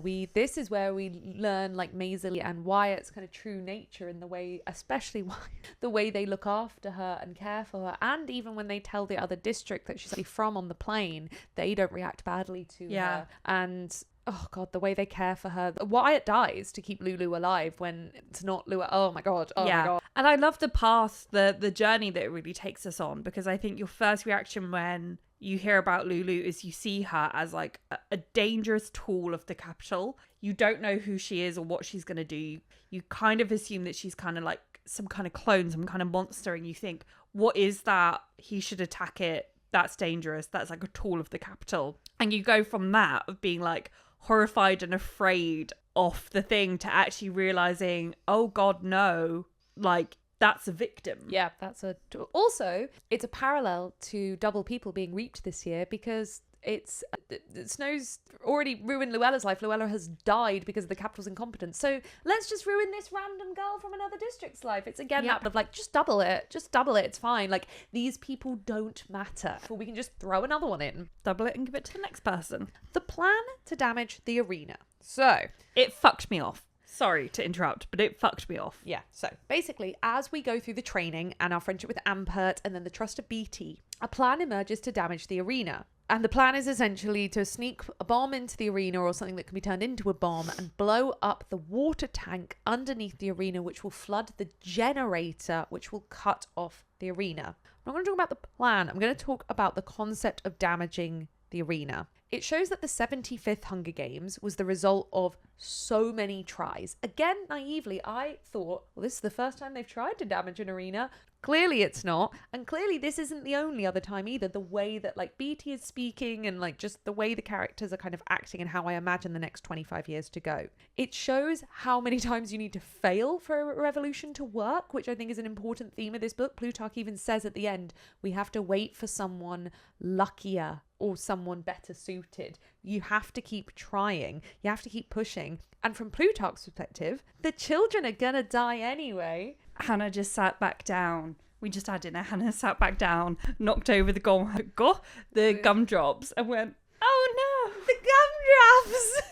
and she didn't even mean to quote Shrek. But the Shrek is, not the gumdrop buttons! We have returned. We've had dinner. Charlie cooked us a delicious ramen. So we're now going to be very bloated and full of sodium. And I have made us, we are cowards. I finished my drink. I didn't. But we did the first half of this episode with the disgusting moonshiny uncle liquid. Yeah, so we're now rewarding ourselves with my personal favourite cocktail, an Amaretto Sours. It's also my personal favourite cocktail. Ah, cheers. So good. Sweet, sweet nectar. Right. We just like halfway through talking about the plan to damage the arena? Yes, because the battery died. I have no idea where we were. I'm so sorry. Lost my point. We were talking about the plan to damage the arena. Oh, I had said years of failures doesn't mean like that's how you keep a revolution going. Children are worth sacrificing. My next point about damaging the arena. It's another parallel between Haymitch and Katniss. Both of them didn't really care about the wider revolution when they entered the Hunger Games. There was a spark which caused both of them to care about the wider revolution. And for Haymitch, it's Lulu. It's a step too far and he's now like, fuck it, I'll probably die anyway. Let's damage the arena and end these games for good. So yeah, it's an interesting parallel again between the two of them of they're not like this Lenor figure where it's like, I'm going to crush the system anyway. They both want to get home and then choose to become revolutionaries. I also really like there was a bit at the start about the Haymitch family, the Abernethy family, where one of her dads like doesn't like him because the family that he comes from, and I think I can't remember the exact wording, but it says something about how like they're rebellious, and Haymitch is like, yeah, but like my family, like we never mean to be rebels. It just kind of ends up that way. And I love it because then that's like exactly what happens. Yeah. And I mean, it makes sense in the system they're raised under. It's that thing we were talking about with Katniss of you're forced to just protect yourself. Yeah. And I also think it's a case of you might not think of yourself as a rebel, but you might be someone that like does the right thing. Yeah. Like when it's almost like you have no choice at a certain point to rebel because you're just going to do the right thing by pure instinct. Yeah. And that might not necessarily be driven by like a political ideology, but more of like just an innate sense of right and wrong. Yeah. My last point on just more the concept, the plan to blow up the arena, not the actual blowing up the arena, the plan that they make, is that I feel like the ways this was planned out and went wrong taught Haymitch a key lesson of the final plan to blow up the arena of the 75th Hunger Games, which was not telling the key person. Katniss doesn't know about the rebel plot, and neither does Peter, and that's very calculated from Haymitch. I kind of like did some time thinking and then looked up other people's theories as to why, because actually there isn't like one clear reason in the books why he doesn't tell her. Most people kind of agree that Katniss is a really bad actor and wouldn't have the ability to act normally in the games, as in not worry about like killing people and saving people and running away from people if she knew about the plot. But I think Haymitch learnt some of that possibly from the ways this went wrong, of sometimes for someone to carry something out, they have to be none the wiser, because he was finding it very hard to act out the things he needed to do whilst playing it up for the cameras, so he didn't just get a mutt chasing after him. So I think that taught him something. Yeah. Why did the bomb plot? Okay, like I don't hate it, but I was very disappointed reading it, because one of the things I loved about Haymitch as a character in the original trilogy was how smart he was. And not only how smart he was, and I can't think of the word for it, but just his general like personality and actions. And I think a huge thing that defined that was his games. And we learned through Katniss's point of view, from what she sees from what was actually aired, that from the audience perspective, it looks like Haymitch just walks in a straight line, basically. That he's just so curious and he wants to get to the edge of the map, basically, and see what's there. And I really liked that like intelligence and that curiosity, and I guess that like independent rebel streak from him. I liked that. Okay. It you know, as far as we knew then, it was just Haymitch thinking, it's got to end eventually. I wonder what's there. And like going to see it. And I feel like that really defined his character to me. Mm-hmm. So learning that it was never his plan all along, that he wasn't a leader, he was a follower, I think massively, massively, massively changed his character for me. I don't hate it. I was being dramatic, but it definitely really changed Haymitch's character for me. And I guess it's subjective, it's personal preference. I don't prefer the way it's changed. I think it's a bit of a downgrade, and I was just a bit sad because I really, all these years, thought about Haymitch as this like very like independent, curious, smart person, and then actually the bones of the plan was handed to him. And you can argue that eventually, yeah, he does take over. The plan goes wrong, and then from then on he keeps going. Yeah, for sure. Well, it wasn't his plan. He didn't know about it until right before. But yeah, at the end of the day, he does decide to keep going and see what's at the end. So it doesn't completely change his character, but it definitely my like gut reaction upon reading that BT kind of hands him most of the plan. I was like a bit disappointed. It really shocked me. I really wasn't expecting a full rebel plan going in. I've got to say I thought it would kind of come to him in the games. I really wasn't expecting, and also to be handed the tools. They made the bombs beforehand, and to go in with the bombs, like it was a lot more. But also that made me realize that again, this is how we got to the 75th Hunger Games. You don't just magically finally break the arena on your first try. You do it loads of times wrong. Yeah, I think I expected it to be a lot more like the first Hunger Games book in terms of the games, which doesn't really make sense because there had to be a reason that Haymitch then lost everyone he loved. Yeah. So we go back to the tribute center and the training, and now I get to talk about the use of the poem from William Blake. So whilst they're in the training center, Haymitch, to try to get District 9 one of them, the one that grows sunflowers on side, sings them a song he knows about sunflowers from Lenor. And we can put this together with the fact that Lenor has old songbooks, which are actually it's William Blake's Songs of Innocence and Experience. Haymitch Wood thinks it's songs because it says the word songs in. It's actually poetry, and the Kovi has put these to music. The bit he sings is the first half of the song Our Sunflower, as I said, from the collection Songs of Innocence and Experience, not the U2 albums Songs of Innocence and Songs of Experience, their base name. Famously, Songs of Innocence is the one that got put on everyone's fucking iTunes. Oh, we know. Some of them might be too young. Some people are too young to know about that. I have to let you know that. Go to bed. Go to bed now. Past your bedtime. So, this collection of poems, I feel this is important. I'm not just going on about this for no reason. It really links nicely. I mean, all writers put something in for a reason. Nah. The curtains were blue just because they're blue. Okay, this collection of poetry, by the way, this was the thing I did my A-level on. Also, I want to show you this. Very nice. You can't see because it's in pencil. We'll do a punch-in edit, but I still don't think you're going to be able to look at it. Okay, the collection of poetry was originally written to criticize organized religion. We're talking about 1840, I think, here. Criticize organized religion and how that was used by the government to control the population in the UK. The collection's focus on the pastoral, with the first half, the Songs of Innocence, showing a childlike simplicity and a pastoral Eden that hides a much darker interior, essentially what the church wants people to see. The people in the poems are naive and often being taken advantage of. They're often children or helpless people in some way. The Songs of Experience is meant to reflect adulthood with an understanding of the darkness of the world filled with bitterness and overall themes of imprisonment within an oppressive system. Blake is criticizing Christianity in the UK, but obviously Suzanne is doing a parallel here to the oppressive system of the capital. We're meant to, in Songs of Experience, talk about the loss of Eden, as in the religious Eden. Obviously, Eden was lost due to Eve's selfishness. So the whole thing kind of mirrors that loss of innocence, and the church blaming this loss of innocence on humans themselves and their nature for the fact that they are sinful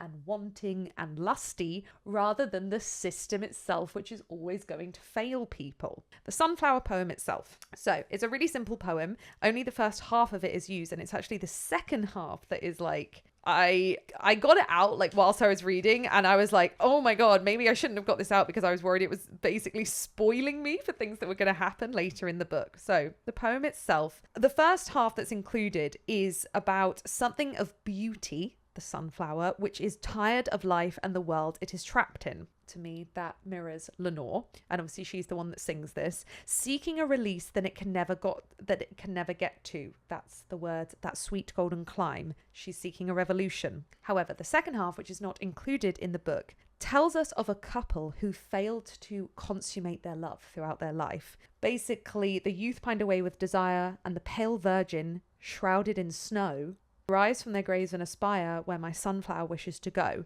Blake was really, really critical of the church's view of Christianity and the church's view of virginity and the way they use virginity as a method of control. And to me, the couple foreshadow Haymitch and Lenor dead before they could complete their story, not necessarily consummate in terms of sex, but consummate in terms of their like love story and their need to be together. And also the pale virgin shrouded in snow. I read that line to like go and check the poem, and I was like, that's like a book throw moment. Literally, I was like, no, how dare you? But also, to only include the first half and then the second half as the use of snow and this couple who can never consummate their love. I hate you. I hate you for what you have done to me, Suzanne. But I am so glad that I get to compare and contrast Sunrise on the Reaping to my favourite collection of poetry. What a great day. I love literature because so much of that poem, what you just said, also exactly lines up with Horns that I just read. Ooh. Like, so fucking well. This is what and I love that the more you read, the more your like world opens out and links. Oh, I love that. Like, I'm reading, I think I mentioned in a previous episode, I'm reading Chavs at the moment, which is like how sorry, you said that and you were like, right now I'm reading Chavs, which is how the working class have been like demonized in this country. And I'm reading at the same time I'm reading Lessons by Ian McEwan, which has a lot about the switch from the Labour government to the Tory government, the Thatcher era, and the closing down of the mines.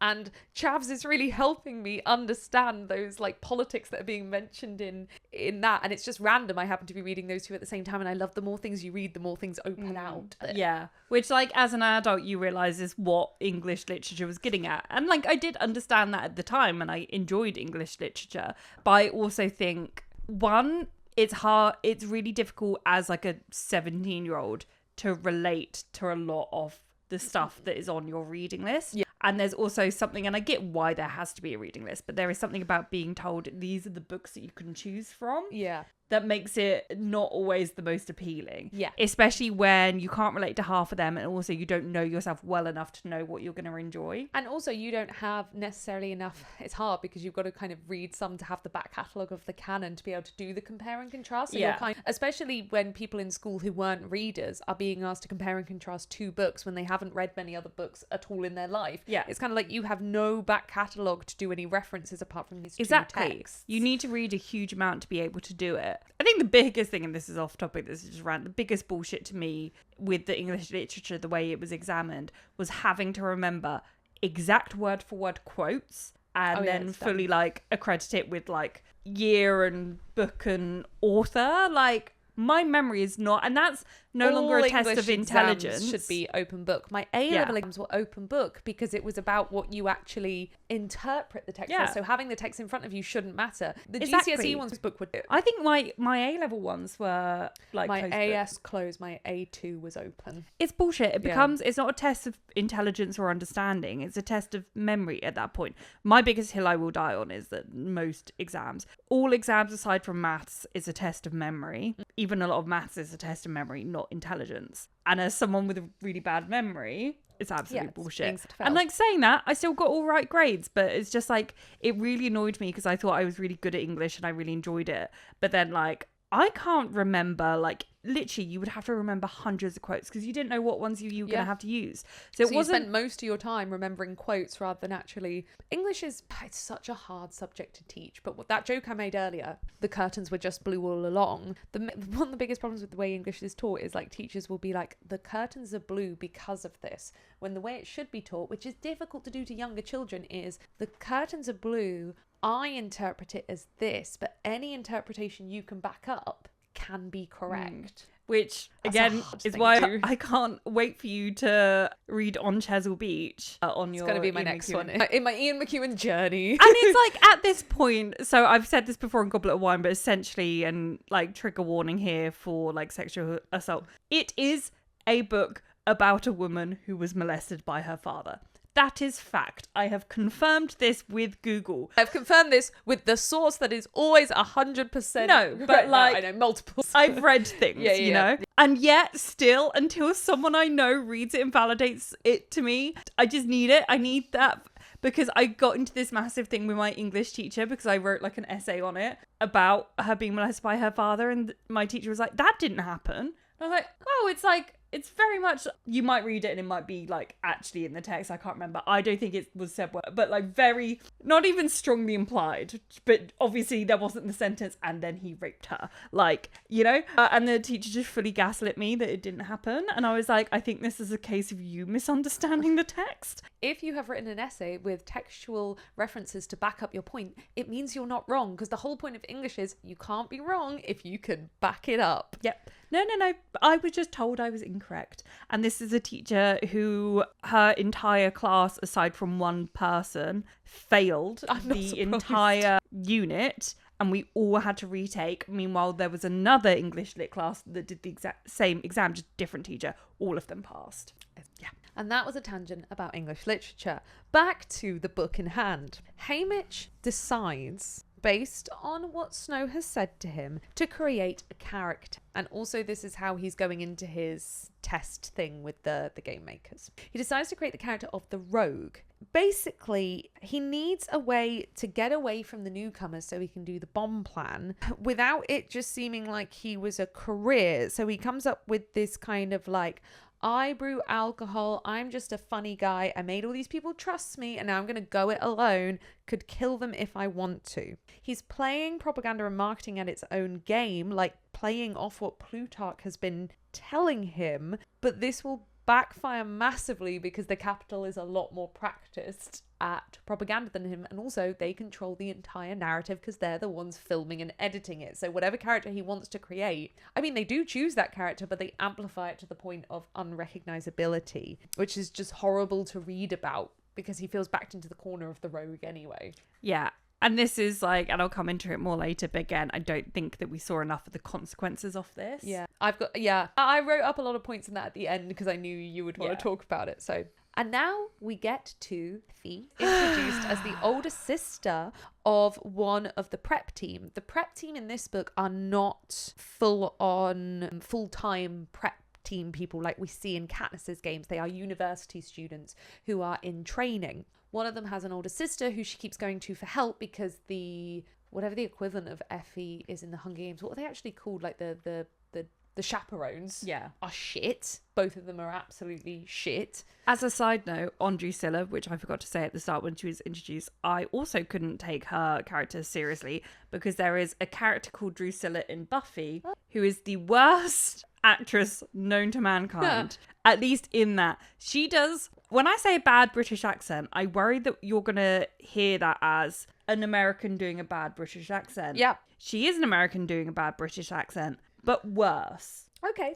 It's so bad. Yeah. Yeah. And let me Google her as well so that you can get the full picture. Like goth vampire vibes, you Sexy, know? yeah. Yeah. With terrible acting, and that's all. And you know what? It kind of did work for the character. I think that's working for it. But all of her lines I just heard in this like really like stunted, like trying to be Cockney accent. Ooh. Okay. Effie. Very mixed feelings about this inclusion. Mine aren't mixed. Mine were mixed until basically we started doing the deeper dive into the Hunger Games for the main podcast. Mine were mixed at first because I thought it didn't fit badly with what we knew of Effie, but what I realised is it doesn't fit badly of what we know of book 3 Effie. It doesn't fit well with what we know of book 1 Effie, which doesn't make any sense because it's 25 years before. When I first read it, I thought it's good they're establishing her and Haymitch's relationship because they do have this weird closeness where they don't like each other, but they seem to have an understanding even from book 1. And then by the time I got to the end of this book, I kind of thought, oh my god, Effie, it wasn't that she didn't want to get promoted. She chose to stay in 12 because Haymitch has no other victors and she chose to stay with him. That's not what happens because in book 1, Effie is saying, maybe I'll finally get promoted. And she's saying it like in front of people where she wouldn't need to lie about it. So I don't understand how she's quite tribute sympathetic in this book and then much more capital by the first book. I wanted to like her inclusion. There were bits I really liked of it, like Haymitch picking up the makeup and her saying like, I knew you were a good person because of picking up the makeup. I liked this hint that her family have this like dark thing that we don't know about, and that's why she's being punished, even though she is clearly really good at her job. But it's fan servicey because that is not accurate to book 1 Effie. Yeah, I hate it on multiple levels. And in fact, you know, if my rating of this book was 4.5, I would say 0.25 of what I knocked off is because of Effie. For me, in terms of the characters that are in there, like the throwback characters, she is the one that absolutely did not need to be in there. If you removed her from this, nothing would change about the plot. No. You could have her as just being a generic sister come in, or you could have one of the other like assistant characters just being that character. Yeah. It didn't need to be Effie. It being Effie added nothing other than fan service, and I hated it. It didn't need to happen. It also retcons her character massively. The Effie that we get in this book isn't Effie. It's not. We grow to love Effie in the Hunger Games, but in the first one, she is supposed to be like a bad person, a selfish person, a person that does view them as animals. And I can see the argument that some people are going to be like, oh, you know, she's been corrupted between them and now from the Capitol. But she's already like in her early 20s at this point. I don't feel like you would have that much character regression. Like, she's already been exposed to it. It's not like she's just moved to the Capitol or anything. I also think knowing Haymitch, wouldn't cause a character regression. If she knew him, watched what he went through in the games, knew him as a person, why would she then get more anti-district by the time that we see her in book 1, when she knows Haymitch isn't an animal? She in fact appears at the end of this book and is the only one that can make him like stop drinking for a little bit to go on the tour. She knows 12 aren't animals because she understands Haymitch. She even calls him a gentleman. Why would you then think that the rest of 12 are savages when you know Haymitch in this way? Yeah. And I find it actually quite like disappointing from Suzanne in terms of her writing. I think that she's someone, she's always crafted really beautiful, like 3-dimensional characters. And I also think that her characters have always been really consistent. Even as they grow, they've been consistent. Yeah. And this feels like such a massive jump. And the only reason that I can think behind it is Effie is such a beloved character in the fandom thanks to the films. And I don't know if she let that filter into her kind of feelings and memories of how she wrote the character. Because this is not Effie. Yeah. This is a completely different character. It reminds me of the way that, sorry to mention our ex-boyfriend, Ron in the Cursed Child play is based on the character of film Ron. Yes. It has no bearing in the slightest on book. It is an adaptation of film Ron. It reminds me of that in a way. You are adapting a film and fan idea rather than your original idea, and this is where like making adaptations of things becomes really confusing when you then add things onto a series later. Yeah. The final thing I wanted to say is that I do have a theory that if we get another book, it's gonna be a general capital, and I think that it could be Plutarch and Effie, or at least the Trinkets. Yeah, because I think she set something up there with Trinkets. She set something up. I want to know what's going on. 100%, and I think she set something up with Haymitch, and I wouldn't be surprised. I have got to be right back. Todd has committed multiple murders. Todd killed 2 baby birds. Oh, baby. Well, weeny baby one. He brought one in, killed one. I feel so bad. Like, I know it's cats and it's their human nature. And also, like, sorry, say that again. It's their nature. And I did just get accused of victim blaming the birds, but they do keep like every year they build a nest where like Todd or foxes can get to it. So I'm kind of like, what did you expect? Anyway, enough about murdering birds and more about murdering children. Were you done with the Effie stuff? Were you done with the concept of Effie? Pretty much. To summarize, I hate it. Didn't need to be there. Great. Plutarch uses Lenor to gain Haymitch's trust. I'm really not sure about this phone call thing. It took me out of the book slightly. I was like, when people, like, I know they have technology where they can create a reanimated new Lulu, but something about a phone call, I was like, this is too far for me.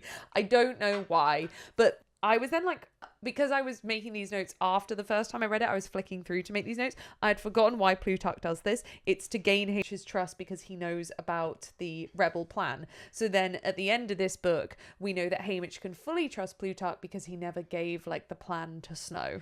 I think the reason it took it out of for me was, I think more about the logistics of like, she's in jail. How did he know? How did he reach her? How did she reach him? I don't know. That's why it took it out. Like, I'm fine with the idea of phones, I think more landlines than like mobiles. But it was just, how he knew where she was, I don't know. How he knew, oh no, of course he knew who she was. He was there the day. Yeah, all right, fair enough. Also, she's in jail and that will become important later. I was absolutely convinced to the point of like belligerence that Lulu's snake going missing in the Plutarch mansion was a plot line that would become important. It doesn't. It's mentioned right at the end of the chapter that like, and Lulu's snake escaped in the mansion. And I was like, well, that's going to be a thing. No, the snake just escapes in the mansion. Sometimes I follow plot threads too far. We enter the games, and I feel like I'm going to speed run through this because the book speeds run through this. And for me, this was actually one of my biggest gripes with this book, is that the games felt really sped run through. Now, saying that, my favourite thing is the things around the games, the preamble towards it. So I'm not sure why I want them to be longer. It was just more almost unending stream of things happening without breathing room. I understand that might be a literary device to make us feel the same way Haymitch does. Overwhelmed, there's too much going on. But for me, actually, I couldn't feel the impact of anything. By the time we got to Mitchell's death, felt barely any impact from it. Because I was just like, I've just had 2 shorter chapters in a row of too much happening without breathing room in between for Haymitch to think and move on and plan the next thing. There felt like no planning time, no nothing. It was just like event. Yeah, I know what you mean about the breathing room. I think that it's a very common thing with like all of the Hunger Games, like when you reread the series with Ballad, with this, actually in none of them is the Hunger Games actually a big portion of the book. I think you always remember it, and it is the really memorable bit. So you think of it as being a larger portion of the book than it is. But actually, every time I reread, I'm like, the Hunger Games are really quick. Like, they don't actually take up that much real estate. Yeah. But I do agree about there kind of not being enough breathing room. And not enough about survival. Like, there's one bit about survival when he drinks the poison water. From that, I never really felt the need to worry about food or water or shelter, which is something I loved about the first Hunger Games. Is a lot of Cass's struggle is very grounded in just survival. And then there's other smaller issues I had that I think all kind of came together to race through so yeah, Lulu joins him and dies. Amper joined up. Okay, this is actually where another one of my gripes comes in, because I just said Lulu joins him and dies,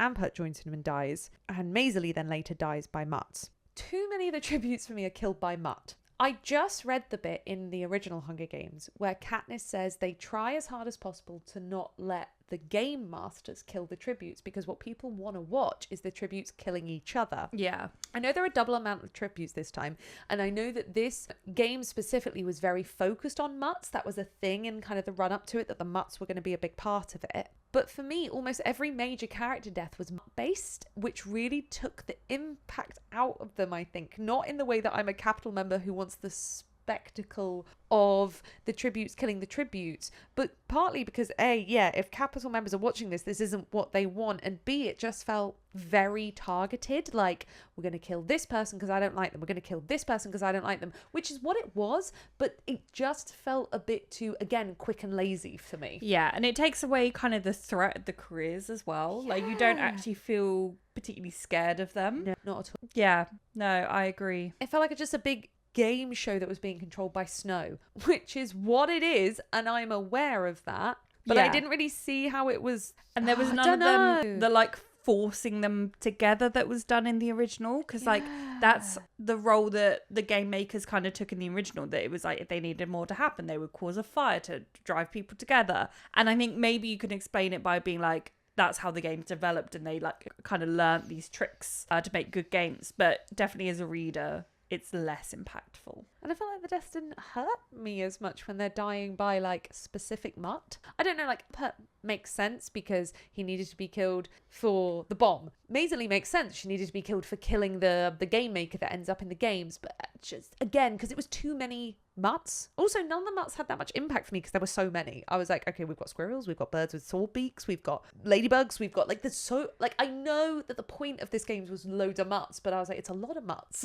Yeah. I think another thing that kind of had not much impact for me was just the plan succeeds, but then just kind of doesn't. I was confused by that, in all honesty. When I was reading it, I was like, what is happening? I was expecting him to get caught in the process and not actually be able to do it. Yes, but then he actually manages to do it, and there's a backup generator, and it's like, well, I guess BT didn't know about the backup generator, but that feels like a massive oversight. And it did cause a reaction. It caused the volcano to go off and all the berms to start exploding, which killed some tributes. So he actually killed some tributes, but then the generator comes back on, and then so therefore he chooses to try to go after the backup generator. Yeah.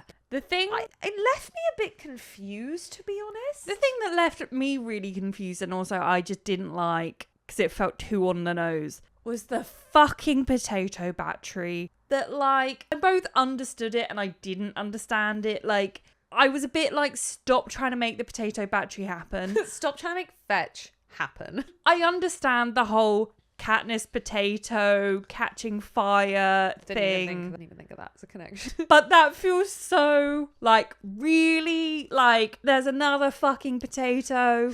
Like, and just stop going on about the potato. I don't know. I felt like you could remove the potato and it would have been fine. Yeah. It didn't particularly need to be there, in my opinion. Maybe on a reread I'll be like, oh no, actually it is more important. But it just felt like this fucking potato kept coming up and I'd be like, wait, Why? What's the relevant of the potato again, aside from Katniss? Also, I didn't understand if Amper was, again, I'm just thinking about the Mutt and the generator and all of that. If Amper was killed by Mutts because he tried to blow up the tank, why didn't Snow send Mutts after Haymitch? Why did he want Haymitch to get that far? I don't know if he was like trying to torture him. To die right at the end. Yeah. To be in the final showdown and watch everyone else die. Yeah. That's the only thing I can think, because like Maisley is targeted for doing something wrong. Amper is targeted for doing something wrong. Haymitch also did something wrong and was caught doing it. They can see him on the cameras. Why not? Yeah, I think the only thing is, they would like, okay, let's torture him actually.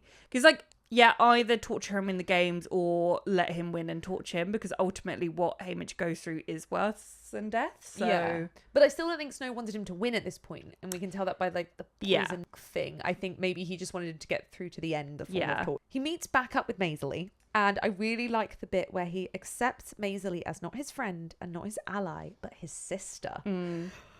I love when characters decide they are siblings. It is something that will get me every single time. It was specifically created for me, and I love it. And we get this kind of end of a storyline of accepting those different from ourselves to fight for something greater. Not only is she different in terms of social status, she is of a higher class and wealth than Haymitch, she is also wildly different from him in her attitudes, the way she acts, the way she interacts with people.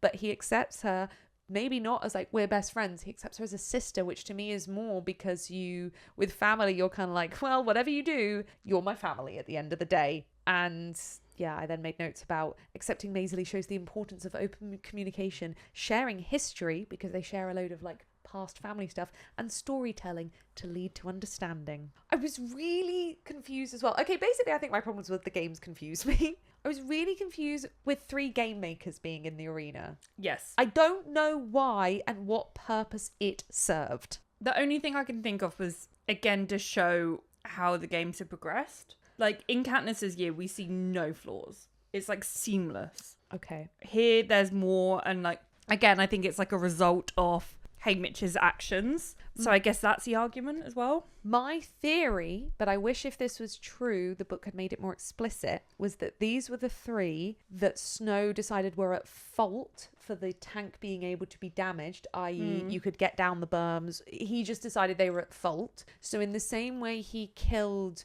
the guy whose fault it was about the chariots, he sent these 3 out to be killed as a form of torture. But the books don't say that, and I don't mind things being non-explicit, but for this one not to be explained, I found it confusing. Yeah. Because then, essentially one of the careers, Merrily, it's not Merrily, but it looks like Merrily, which confused me throughout the books because Maisley's twin is called Merrily. I got really also confused about the names. One of the careers, the one beginning with M, and Maisley kill 2 of those game makers. The other one dies by breaking his neck by falling down. And Snow then sends specific mutts to kill the 2 of them. I guess it's all to show Snow's manipulation. Like, the tributes almost think that they have control at least over who they kill, but they don't. Snow is in charge of everything.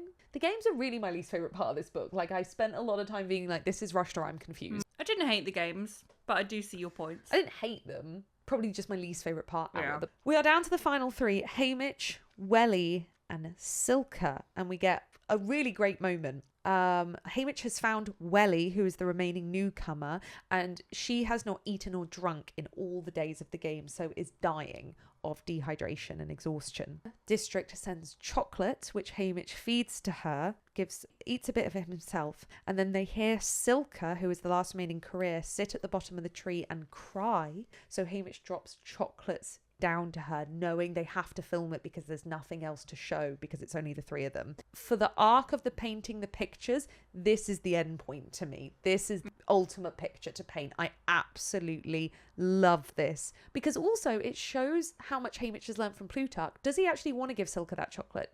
Does he actually care that Silka eats? Not really. It's about the picture and the what he's showing to the Capitol. Okay. Then the next day, he needs to feed Welly because she's dying. And whilst he tries to light a fire, he gets sent milk. And we go through this whole thing of, was the milk sent by Plutarch because it's the Plutarch library thing, or was the milk sent by Snow? We never find out the answer to this, but I think we're meant to believe what Haymitch ends up believing, which is the milk is poisoned by Snow. So Haymitch has the worst choice in the world. Drink the milk himself, making him look himself selfish, then die. Give the milk to Welly, intentionally killing her, or throw it on the floor, making it look like to the camera that he wants Welly to starve. Yeah. Thanks, Snow. That's awful. Hate that. I guess, yeah, and I guess this is why he hasn't been immediately killed, because it's not enough to kill him, because then he might make a martyr of him. He has to fully destroy his reputation. Yeah. But luckily, Haymitch doesn't have to make that choice, because Silka beheads Welly in the most graphic description of a death that I have read in a long time, let alone in the Hunger Games. It was the way she wrote, the only sound was the blood dripping on the floor. I was like, Suzanne, please. Truly haunt. They can't put that in the film. That turns it into an 18. Yep. Haymitch, as we know from Katniss, uses the force field to kill Silka. But what Katniss never sees, because it was never shown in any of the repeats, is after Silka has died, once the hovercraft comes down and there are game makers in there telling him to stop, he puts the final bomb over the arena with the intention of, I mean, blowing up the generator at that point doesn't really matter because the games are over. It's more just to show up the capital and to kill himself, because if they don't have a victor, they have to come up with a story of why they have no victor. Yeah. I think one of my other things that I thought about through this and kind of bothered me was that we know that Haymitch has had his loved ones threatened at this point, and I do kind of understand getting caught up in the act of rebellion, right? Yeah. However, like I don't know, at some point would you not start thinking, no, I need to stop, I need to play the game, because otherwise they're going to kill my loved one? Because this is what we have with Katniss in the second book, is that she's been threatened to play the game, and she's like obsessively tried to do nothing wrong and play the game to keep her family alive. But Haymitch never spares a thought to the fact that his family are going to see the consequences of this. Like, he does that final act, and there's no thought of like, this could make or break everyone I love dying. If he dies, Snow won't go after them. Yeah. So his gamble is his own death. He is essentially committing suicide in the hope that Snow's like, well, if he dies, nothing matters. I get that at this point, but I think earlier on, like with the original plot, why are you risking that? Maybe I'm a terrible person. But I don't know, I think when it's like your entire family and like your girlfriend, you wouldn't do it just to like blow up part of an arena. But then Lenor said to him in the last phone call, show them up, do something. I guess, but me. I still don't, like, when it's your mother and your little brother as well. Yeah. I just don't know. And like, or maybe you would, but I think you would spare them a thought. And at no point, unless I'm misremembering, does he spare a thought of what I'm doing? Oh God, it could affect. Like, it kind of bothered me. Like, put a line in there or something about for the greater good or something. I don't know. Or like something about him being so swept up in, you know, the motion of the rebellion that he gets too wrapped up in it. Which I guess he is swept up in it. The other thing that maybe that she could have lent into more is when he throws the bomb, he is literally holding his own intestines with his hands, which I think would make you quite lightheaded and maybe not think reasonably. Because I texted you just the words intestines in my hands, which is one of my favourite Grey's Anatomy lines ever, and me and my mum quote it constantly. The bit where someone's been attacked by a bear and Christina comes out of the person, catches them out the car, and just like the intestines drop into her hands, and she just goes, intestines in my hands! And then Suzanne wrote it, and I was like, intestines in my hands. I love it. Haymitch doesn't die. He is kept in isolation and fed on a diet of bread and milk. Now, I did not recognize the significance of this until weeks later, going down the Sunrise on the Reaping rabbit hole, which is that Lenor has been in prison the whole time he's been in the games, and is in prison until the morning that she dies, practically fed nothing, so her stomach is empty. Haymitch has been fed on a diet of bread and milk, and people believe that it's so that if he ate a gumdrop, he wouldn't die, because the antidote that Snow uses to his own poison is bread and milk. Yeah, exactly. We see it earlier. That's like what he requests to counteract the poison. Didn't realise that at the time. Yeah, I found this part of the book a bit slow and boring. Until the end, or until the bit No, where just everyone when dies? he's in isolation. And I think that's the point, you're supposed to find it boring. Yeah. But I still found it boring. I found it a bit confusing because Haymitch is confused. President Snow tells him through the medium of video about Lucy Gray. And this is the beginning of President Snow hinting what's going to happen when he gets home. So he shows a video of Lucy Gray with himself in the background, and Haymitch realizes he's watching the District 12 Victor he never knew, and realizes it's Snow in the background, and realizing that the reason he never knew who Lucy Gray was, and she's clearly Kovi and looks a bit like Lenor, is because Snow must have had her killed. So at this point he's like, Mags and Wiress have been tortured, which is a nice setup for how we then see Mags and Wiress in book 2 of the Hunger Games. Mags is in a wheelchair. She can walk by the time of the second Hunger Games, but she's not very mobile. Could also be her age. She's very fucking old. But Wiress is speaking nonsense. So both of them have been tortured to the point that they have repercussions on that 75th Games. Also, all the tributes are just trapped in lifelong torture, and it's better to die in the games.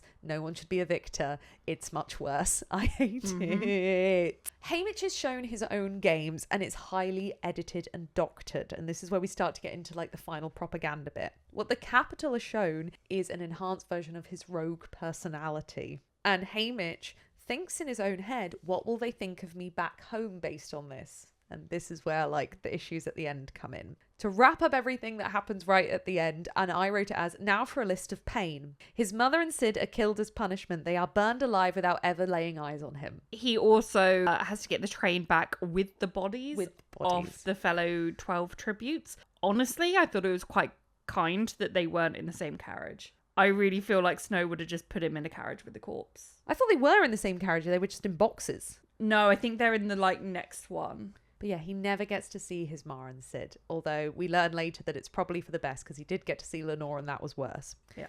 It's Asterid who begins his addiction to sleep liquid, which begins his addiction to alcohol. Wyatt's dad has killed himself, and we never learn whether it's from shame of his own son dying or grief. District 12 assumes it's shame. I don't. I think it's grief. Haymitch sees merrily at Maisley's funeral and thinks it's Maisley. Yeah, he, as far as we know, never explains anything to Luella's family. And we don't know if the corpse is Luella or Lulu. Great! And the bit I forgot till I made these notes, Haymitch is actually the one to put the gumdrop in Lenor's mouth. And the way the chapter is written is so clever because even I, knowing that she was going to die, genuinely thought they had a chance somehow. I got so wrapped up in the geese and the meeting and the sunrise and the watching her, I forgot she was going to die. And then you learn about the gumdrops and he's the one to put it in her mouth. I will never get over this, Suzanne. Yes, but I also hated the way she died because I thought it was so fucking stupid. Like, okay, one, don't eat gumdrops you find in a field. Don't do it. Like, stupid. Don't do it. I understand, oh, it's 12, they're starving. What a luxury, you would. Don't care. I wouldn't do it. I wouldn't do it, therefore she's dumb. Yeah. And also, I don't know, it's the randomness of it for me. It's Snow had no real way to control this. Like, oh, he would have found another way. If this didn't work, he would have done something else. I know, but like it just, I don't know. It feels a bit far-fetched. Like, one, okay, like him knowing about, I guess maybe he's got the footage or something, but like knowing about them and then making sure she would be the one to find them, like putting them in this field. Like, what kind of spies does he have to be able to know this level of, like, that's where she would be, that she hadn't already eaten them? Like, I don't know, the timing of it. There's just so much that could go wrong.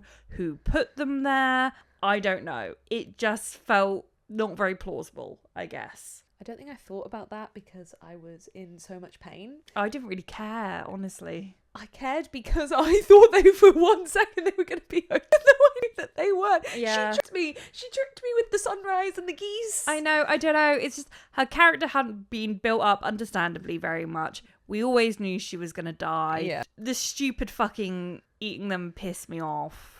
Don't know. Okay. I didn't particularly care. Now I'm going to talk about the poem, The Raven, briefly. I don't know it as well as I know this shit. I never studied it. But Lenor is named after the poem The Raven by Edgar Allan Poe. We know this from the beginning of the book, but I'm only talking about now because we see the poem in full at the end of the book.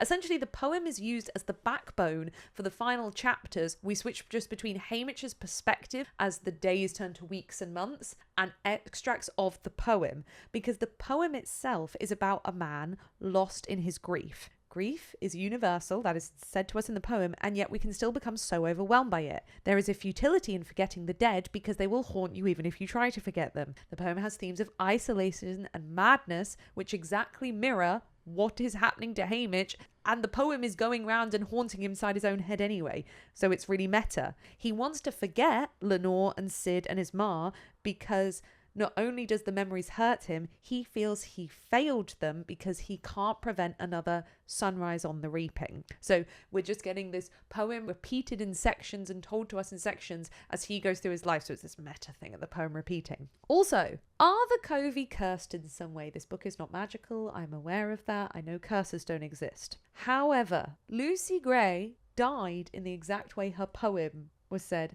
and then Lenor did as well. I think this naming convention needs to stop, which it does. This is the end of the Kovi. We don't see them in the original trilogy. But also, are they cursed in some way? That was weird. He drives everyone away because Snow will kill anyone he loves, including Burdock and Astrid. He throws at Astrid. It's not very nice. Just before that, well, kind of after that, Burdock takes him to the graves of the Kovi, and there's a grave with Lucy Gray's name on it, and everyone online is like, oh my god, that means Snow definitely killed her, and everyone found the body. You're wrong. A grave doesn't have to have a body in it, and you're wrong. Yeah, no, it's really fucked me off, people being like, oh, well, this is proof. Okay, 1, yeah, there doesn't have to be a body. 2, she could have come back and like lived for a few years and then died, and then that's why the grave's there. Like, it's not a definitive answer at all. The whole point is that we don't know the answer. It really annoys me when people are like, well, it's definitely this. I'm like, the whole point of the end of that book was that we don't know the answer, and the answer will haunt Snow for the rest of his life. It's meant to haunt you. If you feel haunted by the lack of answer, the book's done a good job. Exactly. Exactly. So, but yeah, I was almost annoyed at Suzanne for including the grave, because I was like, you know what people are going to do. People are going to willfully get this wrong. On his victory tour, Plutarch takes him into the exact spot in the District 11 Justice Building where Haymitch later takes Peter and Katniss. That's a nice callback. I like that, because why else would Haymitch know about it? And we get the final Plutarch bit, which is him telling him that they just need to keep going because someone will have more luck or better timing. And this is meant to be the overall theme of the book, that revolutions rely a lot of the time a lot more on timing than everything being done right. But how much is someone losing and suffering worth it to change the world? It is essentially the crux of Harry Potter as well, and most fantasy books, the greater good. What is worth it for the greater good? Are all books just trying to answer this one question? Maybe. And then we get the epilogue just to really double down on pain. It's only in choosing to remember and write about her that her ghost finally visits him, as the poem always wanted. But the visit is peaceful because his was the last name called in the reaping. Yeah. Now I want to talk about a quick mention of the writing, because I didn't know where else to put this. My other reason I didn't like it as much as Ballad of Songbirds and Snakes is because I was initially disappointed that it was first person writing with a lot more junior style narrative. Now, I understand why. It was meant to mirror Katniss. The age. He's 16, Snow was 17, 18, and the education levels. And also, whereas we're meant to have this slight separation from Snow, we want to be really inside Haymitch's head. However, these books are mainly targeted not at new teen readers. They are mainly being targeted at the generation that grew up reading them. And therefore, I was just never going to like it as much, because whereas Ballad felt this big step up in the writing style that was very similar to books I read nowadays, this felt like a book, which it was. It's a difficult criticism to make, and I'm aware of that, but the first person, more simple narration was never going to work as well for me, even though I understand the reasons why it was used. Yeah. It didn't bother me. That's fair. Yeah. But yeah, I think the ending, we didn't see the consequences. Like, Haymitch thinks to himself, what are people in 12 going to think of me? Yes. And the big thing about the book is fake news and propaganda. And we didn't see pretty much any consequences of that. The only reason that Haymitch ends up from what we see in the end of the book, that he ends up this kind of hermit is because he's isolated himself from everyone to keep them safe. Yeah. But we don't see 12 shun him, and Yeah. I really would have liked to see 12 shun him, not because I want them to, but because when you write an entire book all about propaganda, fake news and misinformation, and you literally have him watch his own games that he doesn't think reflects what actually happened, but then no one actually cares. I don't know, it takes a lot of the impact out of it. And I also think it's important that we see that 12 isn't ready for the rebellion yet. Because again, it's that thing about timing. And I think that we see not only 12, but the rest of the districts in the original trilogy are completely ready and waiting. Like they're just waiting for that spark. They're not, I think they shouldn't be ready yet. And I think that should be part of why Haymitch's actions didn't work. I think that it would be nice to see that a lot of them, not all of them, but a lot of them are more susceptible to propaganda at this point, that they do believe the edit. And maybe, yeah, there's one or two people like Burdock that don't believe the edit. But I think for the most part, it would have been nice to see, because I think what we do see is actually everyone disregards it. They don't believe it. And I think if no one in the districts are believing the propaganda, then it doesn't really make a lot of sense for how this system's been able to be maintained. I think you have to have people believing the propaganda. When you look at society today, people believe the propaganda, they believe the fake news all the time. So I would have liked to see that. It felt like the entire book boiled down to that, like the edit of Haymitch's games. And I think it was very smart to do that because, one, it explained why this book was different than what we hear about in Catching Fire. Yeah. So it was smart in that respect. And it was also smart to then lean into that because she knew that was a challenge going in. But to lean into it and actually be like, it was because of this editing, this fake news, I think is really, really smart. But then we didn't see the consequences of it.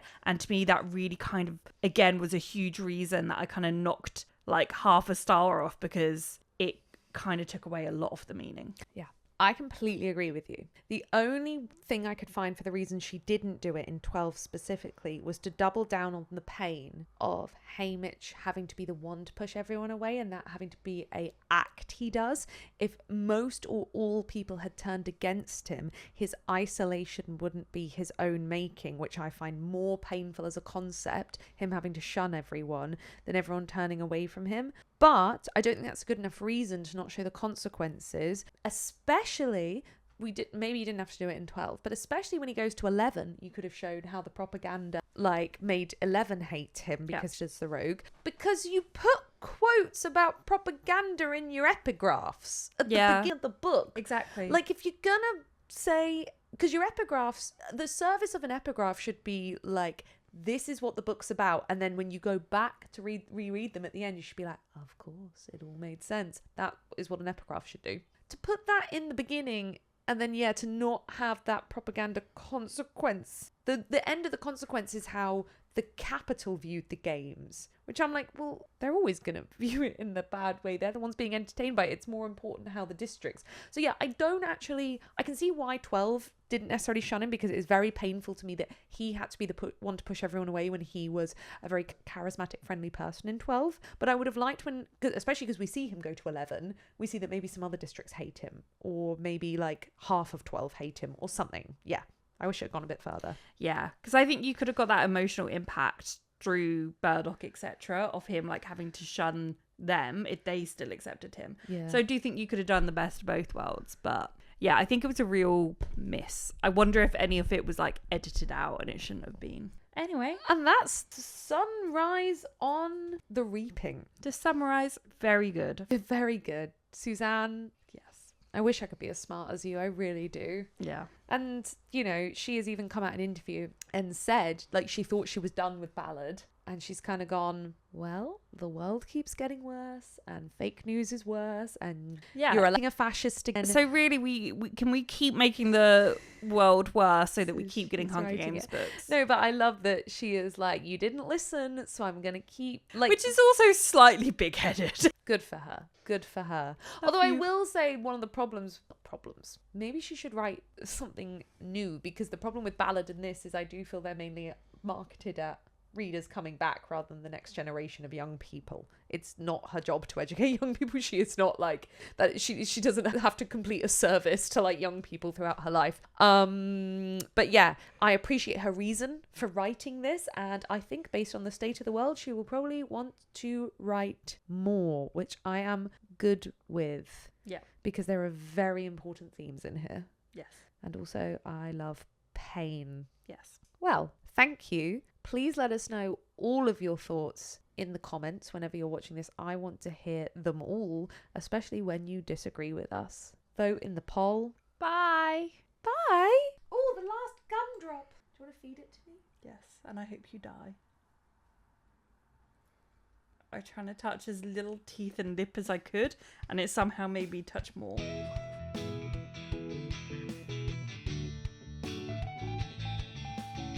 Thank you for listening to this episode of Drunk Girls Who Read, a podcast by Goblet of Wine Productions. If you'd like to follow us around the internet, you can find our social media links in the description. Or if you'd like to support us further, you can find us on Patreon, where you'll get access to bonus episodes and behind-the-scenes content. Thank you so much for listening to this podcast, and we'll see you in the next episode. Bye!